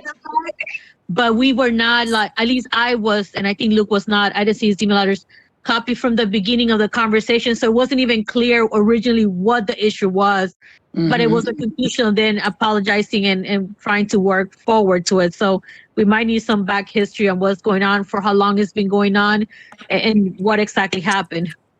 Let me do the briefest summary I can do, and I'll probably go with Scott for taking it off and maybe having another time when we really do it and have WSSC at the table. As all of you may know or may not know, most of your underground water piping system in the city was built out of wood. And as recently as about 10 years ago, if not less, they did the intersection between 34th and Rhode Island and actually took pictures of the old wood pipes and showed everybody that they were there. About 3 years earlier than that, Bunker Hill Road was torn up for days. The water pipe was supposed to be on one side of the street, but it was on the other side of the street. And the street stayed under repair for almost 3 years. And so they WSSC, started some water system renovation.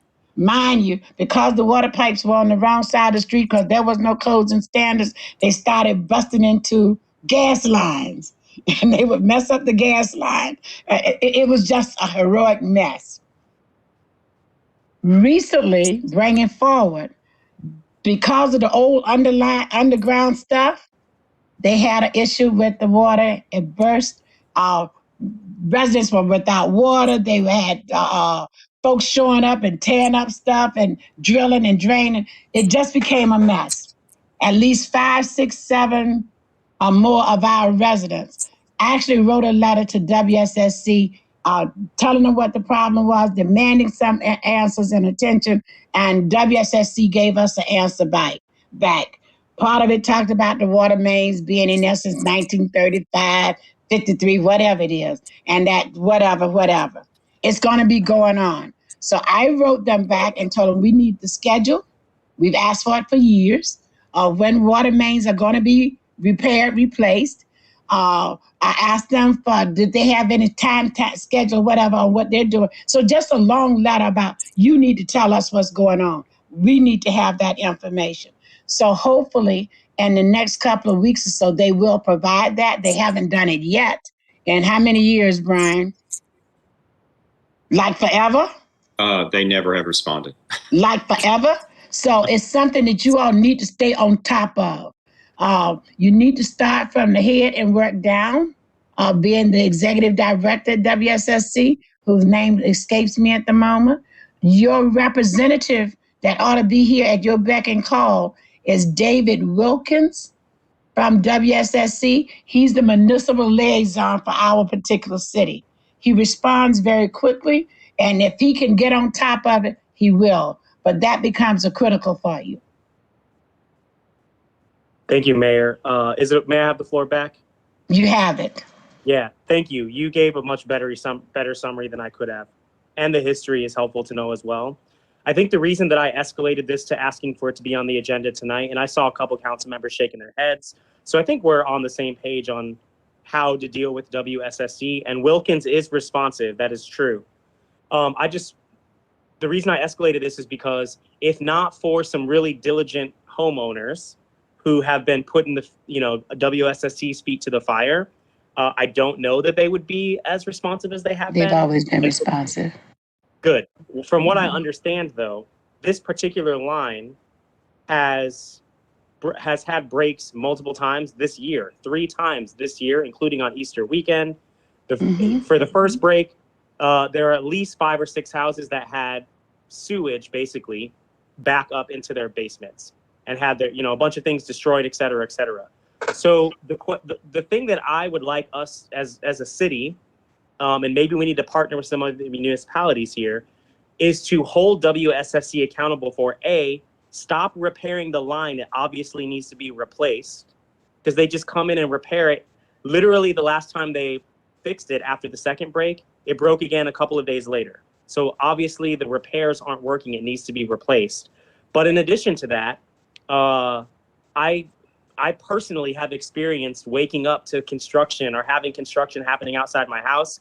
And then I call Alma or whomever at Code or whomever at Public Works. Did we know they were doing work in the city? No, they didn't tell us. So I just feel like WSSC is a bad actor sometimes in terms of not doing right by us and updating their infrastructure, but also not doing what they are legally obligated to do, which is to notify us when they're doing construction, and then not doing, honestly, the best job of fixing our streets after they're done.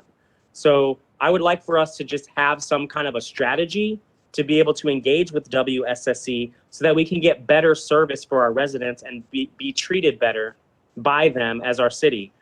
I don't know this for sure, but I get the impression that because we're a bunch of really small municipalities in Prince George's, they feel like they can just do whatever they want, and there's nothing that we can do about it. And I think that we should show them that that's not true. Okay. Anyone else? All right. So what's your proposal going forward, Mr. Cecil? Just that I will continue to escalate this issue to the mayor and council. I know for sure that Luke and Selena care about this as well. So, just as a group, I just want us to stay on top of this and see if we can get better results. Let me ask one question, not ask a question. Is Mr. Kamali still online? I saw him earlier. Has he gone? If I make no mistake, just to kind of put this out there, Scott, I believe WSSC has an open work order or open permit. I don't know what they call it. Am I right, Brian? That they can come in, huh? Utilities, Washington Gas, they have a state mandate. They have all kinds of rights and things, and but I have to say also that when this happened, I asked staff if they were even informed, and they did not even know that this had occurred. Okay. And that was an obligation to notify. That's an obligation. That's not a maybe. I don't know if I don't know that state law actually says they're obligated, but it would be certainly. It's kind of close to that, Brian, to say that I believe it is. And even if it isn't, there was an agreement with us, and it's on tape somewhere, that they are to notify us anytime they're in the city, and that's Kamali. They are supposed to notify us when they're doing work in the city. That does not hold true for emergencies. for emergencies, they can come and do what they have to do anytime, day or night. But for routine, regular work, they're supposed to. And they're supposed to give, I think it's 2-week notice to the homeowners in the block that the work is being done. So we have that reinstated. Have them have a meeting and come. I see you, Luke. Have them come back and have that meeting with you. Get it in writing. Get it on tape. Luke. Scott, I was writing that email to Ray. Is there anything you need from me to help with this, or are you just going to bring WSSC in front of the meeting, follow the mayor's advice, and then we can help you put the pressure on? Is there anything you need from me that could help now? I don't think so, but I should add that we should consider engaging with the Maryland Public Service Commission and helping our residents, or as a city, filing complaints against WSSC whenever they're not meeting their obligations. Okay. So Yeah, it might be worth like drafting up a form letter that like a resident could just send out. Say, hey, we've prepared this letter. If you're having problems, put your name on it, hit send to this email address. Maybe something you might want to consider that might be helpful. Come up with your process, but also keep in mind relationships. And I think you can form a good one with WSSC and Washington Gas. They are very responsive. Pepco is pretty good too. All right, anything else on that one? I want us to be able to advocate for our residents. So Brian will probably know better than me because he's been engaging with the homeowners a little bit more than I have. Because I think you probably know them all, and I only know 1 or 2 of them. But what am I trying to say here? So for example, all the people that experienced damage to their homes and had to clean up sewage from out of their basements, WSSC's response to them was, well, you should file an insurance claim. No, you should file an insurance claim, WSSC. Why would my premiums go up because I filed a homeowner's insurance claim? You owe me money, not my insurance company. And so, like, I just feel like at every turn, it's great that they're responsive, but at every turn, WSSC is not taking care of the homeowners. They're doing what's best for WSSC. I think what they meant was to file a claim with WSSC. With their claim, they have a claim office. You filed the claim with their claim office, not with your homeowners. Yeah, because Melinda was talking I've had to do that myself. Yeah, she was talking about the disaster on Bunker Hill was in front of my house. And like the gas lines were ruptured, the water went into people's basements. We had to file claims with the utilities. With the company. Yeah, it's not about your own private insurance. Not your homeowners. I guess you could do that, but you're better off with the utilities. Well, of course you can file with your homeowners, but I guess the point I'm trying to make is WSSC and most of the others have a claim department, and you filed your claim with them. They're not saying file it with your homeowner. Although I do it with both. If one can only go up to here, then the other one has to go up to there because you can't live with it. Yes, thank you for validating that, Mayor and Brian. That's what I'm telling you. 2 of the homeowners, one I spoke to on the phone and one in person, they told me that WSSC told them they needed to file an insurance claim with their homeowner's insurance, not with WSSC's. Okay. So yeah, that's what I'm saying. That doesn't sound right, but follow up with WSSC claim. Tell them to follow up with WSSC claim office first. And in fact, tell their insurance company that WSSC denied their claim. Let the insurance companies fight it out. Wow. Okay. Thank you. Glad we had that discussion anyway, even though you were thinking maybe no. Yes. Thank you. Okay. Selena. Folks, it's right now 9:36, and we got at least 1-2 more meetings to go. Oh my God. So it's very simple.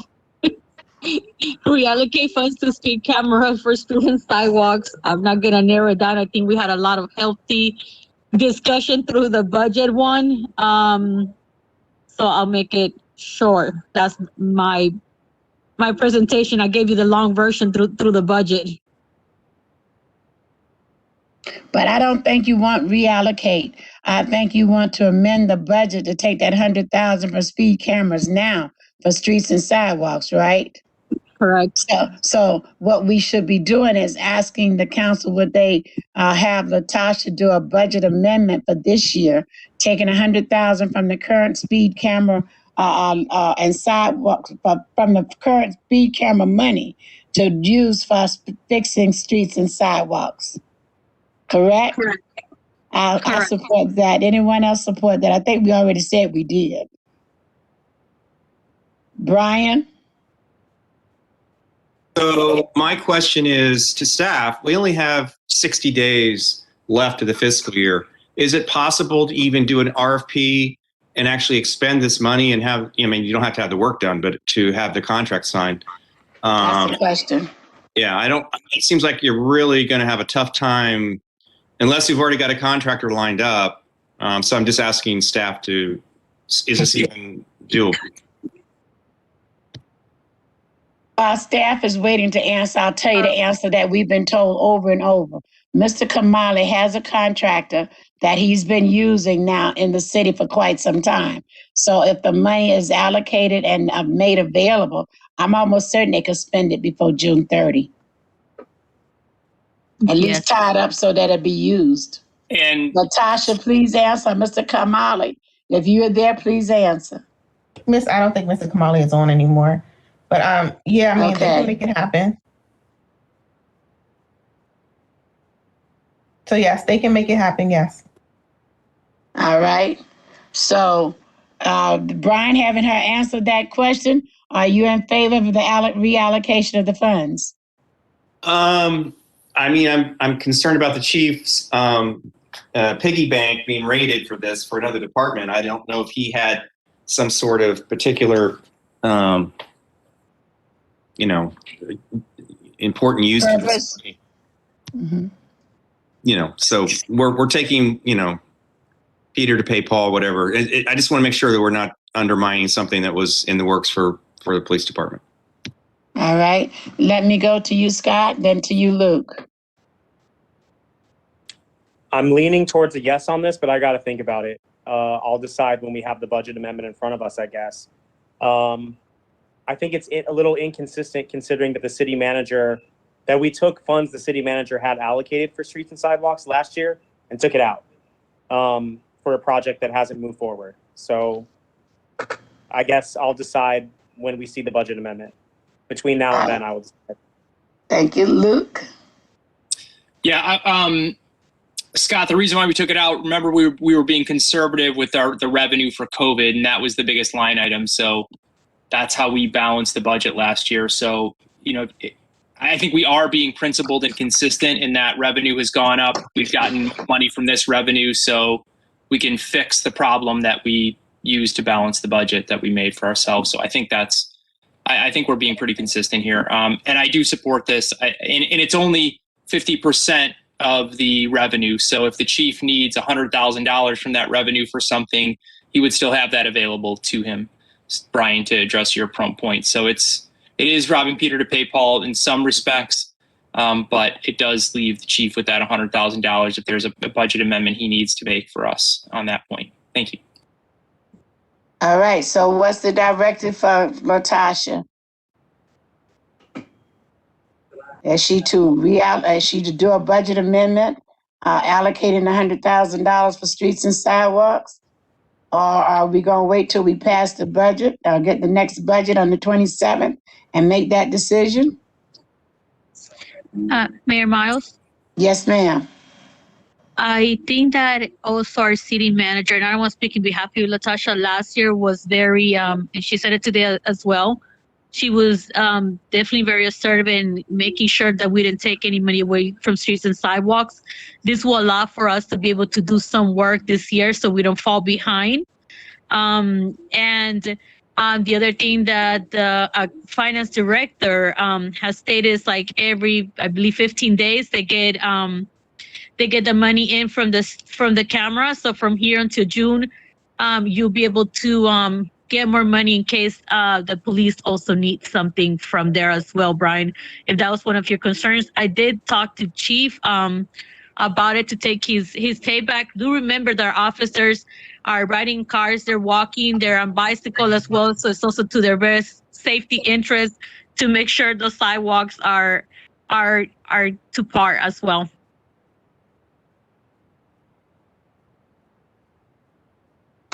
I don't know where I am.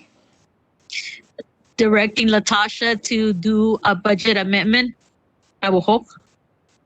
That's where I want to be. But Brian offered some reservation. Scott offered reservation. Luke, did you say that you were a go? I'm a go. Thank you, Mayor. All right. Then I'm going to be a go on that one too. So at least you can get the amendment prepared. It doesn't mean you have to vote it up. You could also vote it down. And you could also make adjustments to it. But at least give her enough head start to get it done. April 30 ain't but so many days away. And if this is to be out there and place to be used, I think you let her at least prepare it. Mr. Netler, you lit up, but I can't see you. You need 4 votes, so I'll just say I'll support it. Thank you so much. That's what I do need. Appreciate it. All right, that moves us to item number 12. And Mr. Netler, you put this one out here, so get busy. I mean, it's been pointed out that staff is back in City Hall, and it just seems, I don't even understand how we're going to do a swearing in for the new council if we're not, I know you can do it, but. Online. Yeah, but it's always been a special ceremony where the families are there and they get their pictures taken and all that. So I just wanted to raise the issue. If you all don't want to do it, that's fine. But I just thought we should have the conversation. There's going to be a new mayor, and it's just, I don't know. Maybe I'm being nostalgic or whatever, but I thought I should hear everybody's opinions about maybe just this one time, doing it. Don't take COVID, but one time. Oh, okay. Well, anyway, you get my point. I'm just putting it out there to discuss. That's all. I'm going to go first for a change. I did a poll of the 27 mayors in Prince George's County as to when are they reopening to go back to in-person meetings at City Hall. I won't say all of them, but a large majority of them that are small like us with limited space and airing and all of that, they're looking at August, September. Craig Moe is definitely doing August, September. Riverdale is doing August, September. New Carrollton, I think, are back into in-person meetings, but they have a whole big old schoolhouse. Brentwood, I believe, are doing August, September. Brentwood wasn't there. North Brentwood was. They're definitely doing August, September. And the reason is, the reason is they think more people will have been vaccinated between now and June. That will make it a lot more likely that even if they got it, they don't die, don't go to the hospital.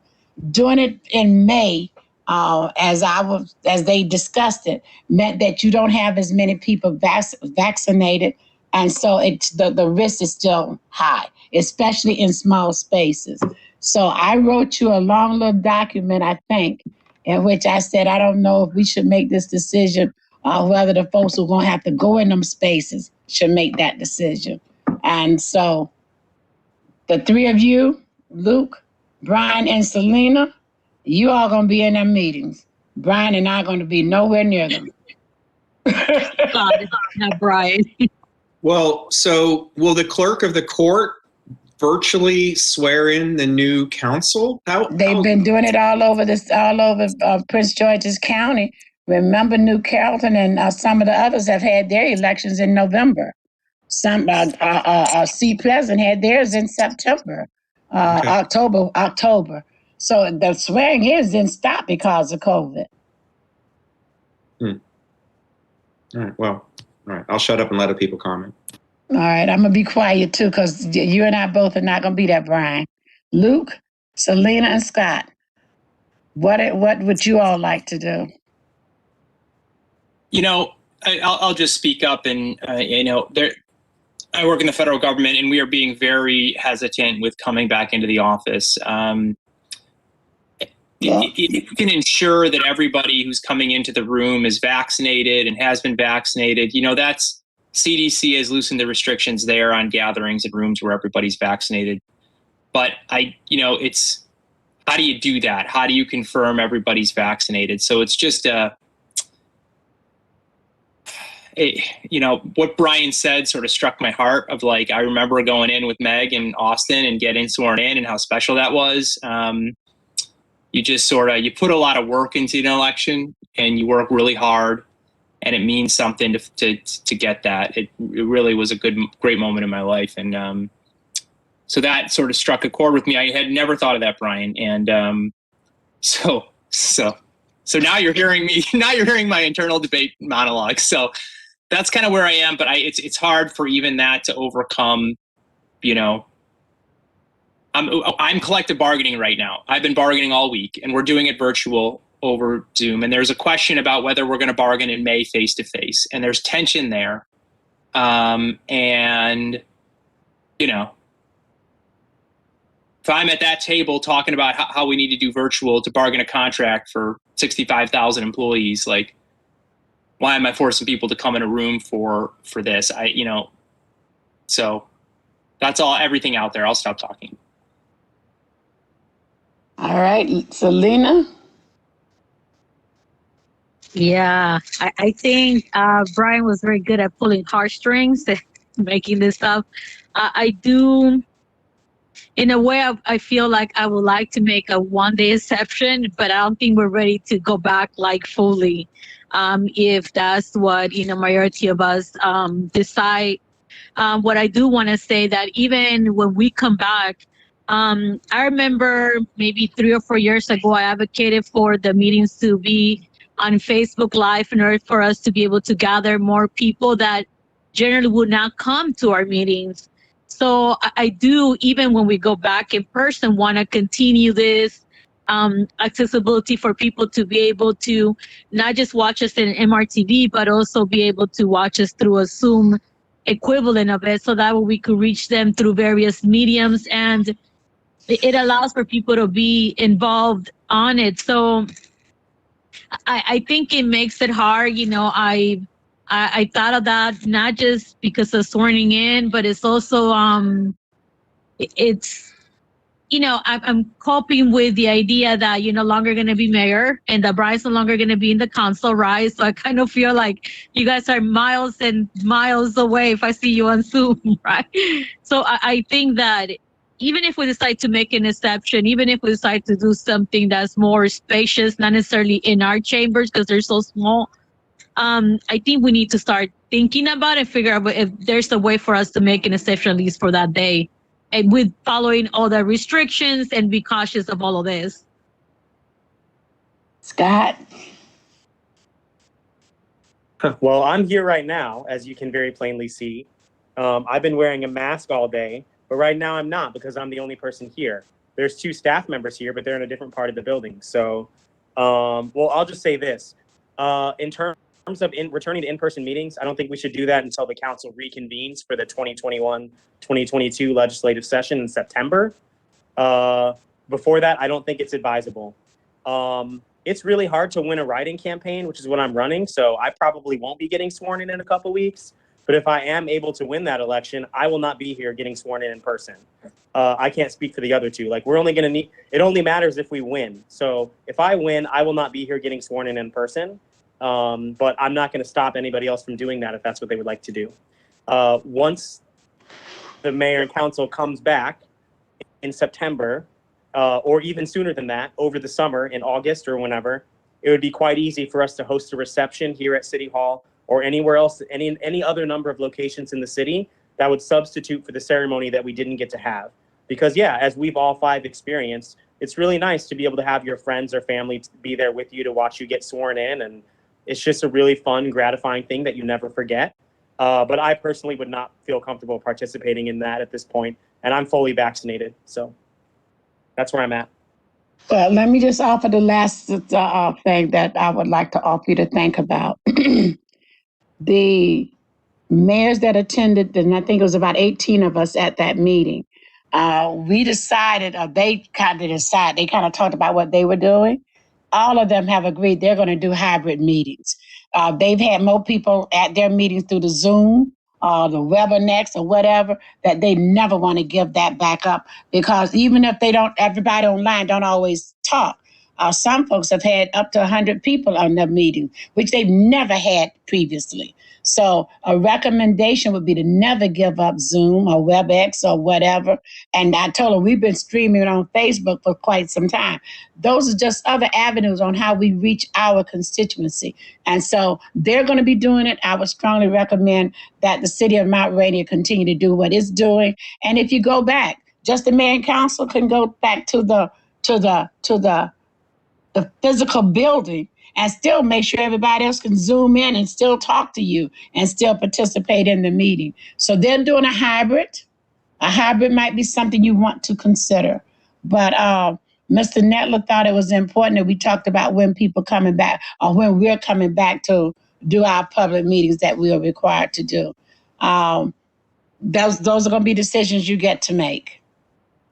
My recommendation, if I had to make one, I would probably suggest you go back in August or September after your summer break, which would be the time I would recommend, even if you decide to have a summer break. The three of you may not want a summer break. And so you might want to go back on the 1st of July when you go back into your next fiscal year. Just something to start thinking about. Yeah, I think with Scott and Mayor, what you just said, I think that makes a lot of sense. And Scott, I like your idea of holding something when we can all come back. I think that's a good idea. And so. Excellent idea. Okay. But anyway, Brian, thank you for getting us to thinking about it, putting it out there so our residents can start thinking about it. Because I'm sure between now and then, some of them are going to have some thoughts about it too. So I think it's a good place to start. City manager search update. Let's have it. Latasha, where are we? Are you asleep over there? No, ma'am. I'm up. I don't have an update from the last one that I provided you guys via email. Okay. Why don't you do that publicly so people will know where we are? Sounds good. So Slavin Management has, they had about 10 candidates that were on their list. They narrowed it down to about 7 who they sent questionnaires to. That questionnaire is about 30 questions. So they wanted to give them, I think he said about a week and a half to respond. So I believe they're in the response period. Once they have those responses, they will vet those and they will bring forth to you the candidates who they think have the most potential to move forward. Okay. Questions, comments? Scott? Yeah, thank you, Latasha. I asked for this to be placed on here so we can update the public about why the process is delayed. So barring any objections to that, as folks will remember, the mayor and council did decide to hire a recruiter to drive the process forward. That recruiter, while they seem exceptionally competent, was not able to, they didn't have a business license for Maryland, so that delayed the process significantly. Our current interim city manager's last day on her contract is April 30th, 10 days from now. So we will be without a city manager. We'll have a vacancy in that position starting on May 1st. So one of the very important things that this council will have to do in the coming days and weeks, besides passing the FY 2022 budget, is to hire a new city manager. And you could make an argument, and I think I probably have in the past, that hiring and firing and overseeing the city manager is the most important part of our job, because she or he or they run the city day to day, and they make a lot of really important decisions and, drive all the work forward. So I look forward to going through that process with Selena and Luke and whomever else joins us on the council. But I just wanted to let folks know why we were delayed. I had reservations about this process late last year. All of y'all will remember that. And while you might not might not like the way I delivered that message. I did state at the time that if anything goes wrong, we're going to be in a very difficult situation. And now here we are. So that's the update.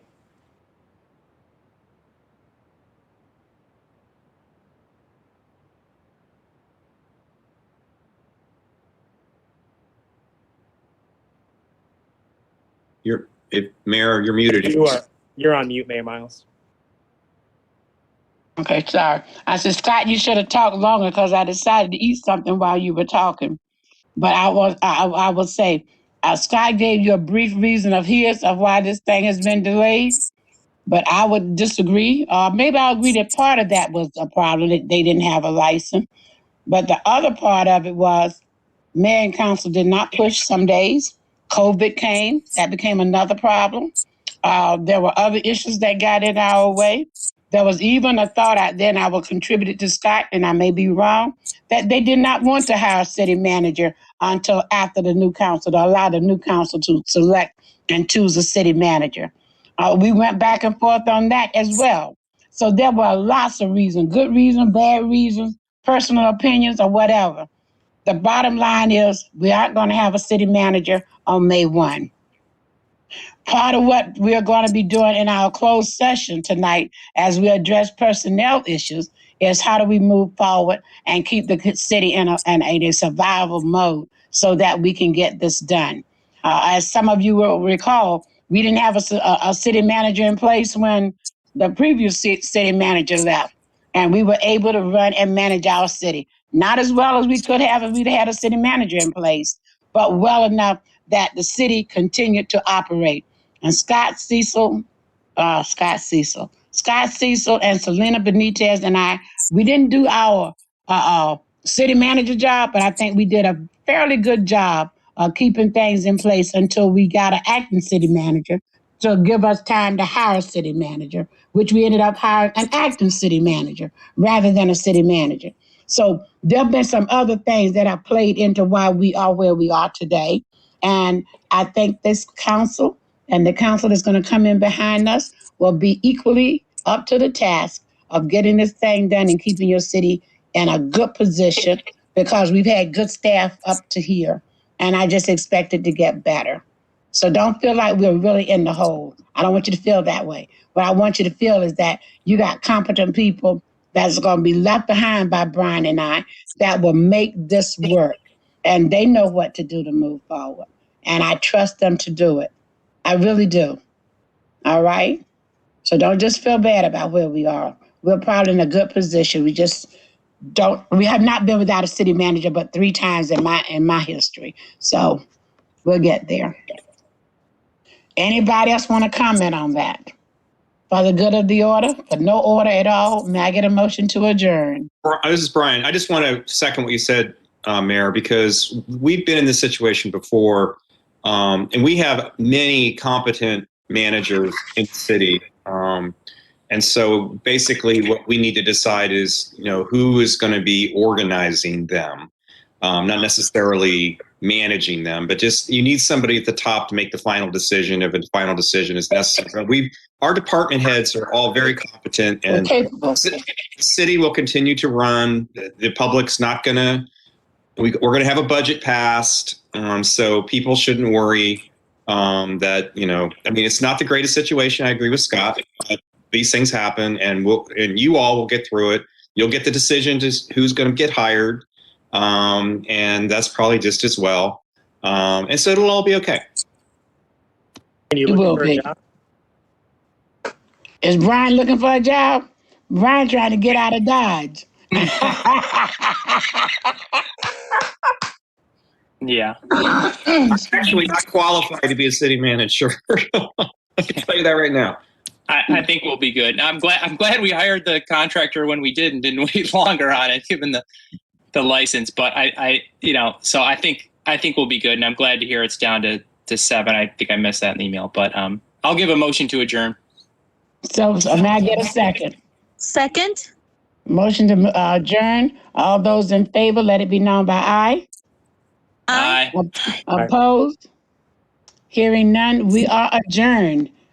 Now, We're going to go into a no, is this the legislative meeting? Because we have to approve those two things, right? Just one thing, I think. Is it one or two? One. All right, let's go into this legislative session and approve this one thing. I'll call the meeting to order for the legislative session, special legislative session on Tuesday, April 20, 2021. And it's right now 10:20, I believe. 10:02.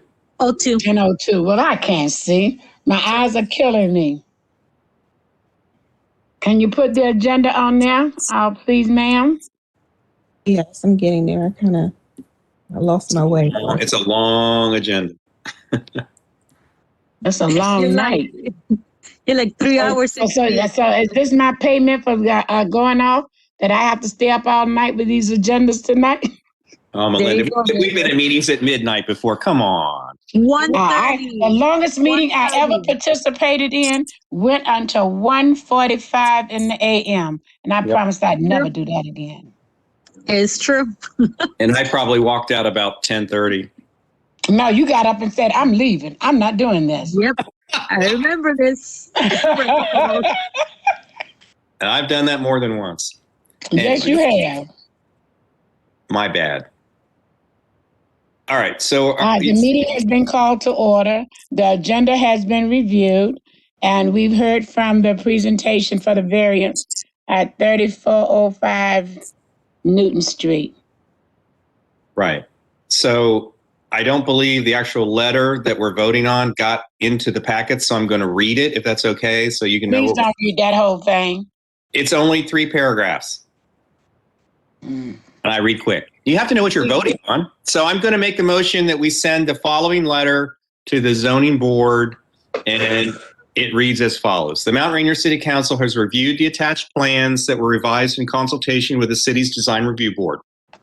The city council appreciates the willingness of the owner and architect to work with the DRB in order to revise the plan.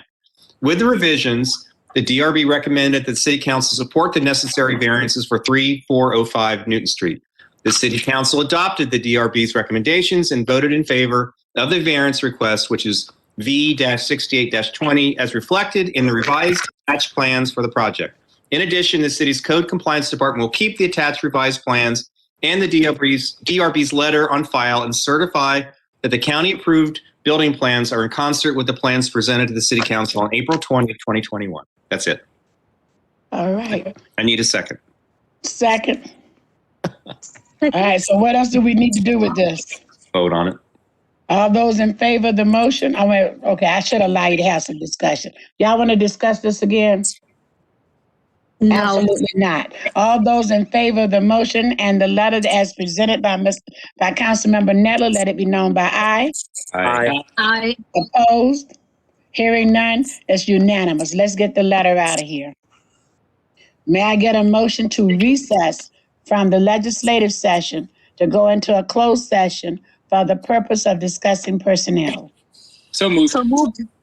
And may I get a second? Second. Thank you so very much. All those in favor say aye.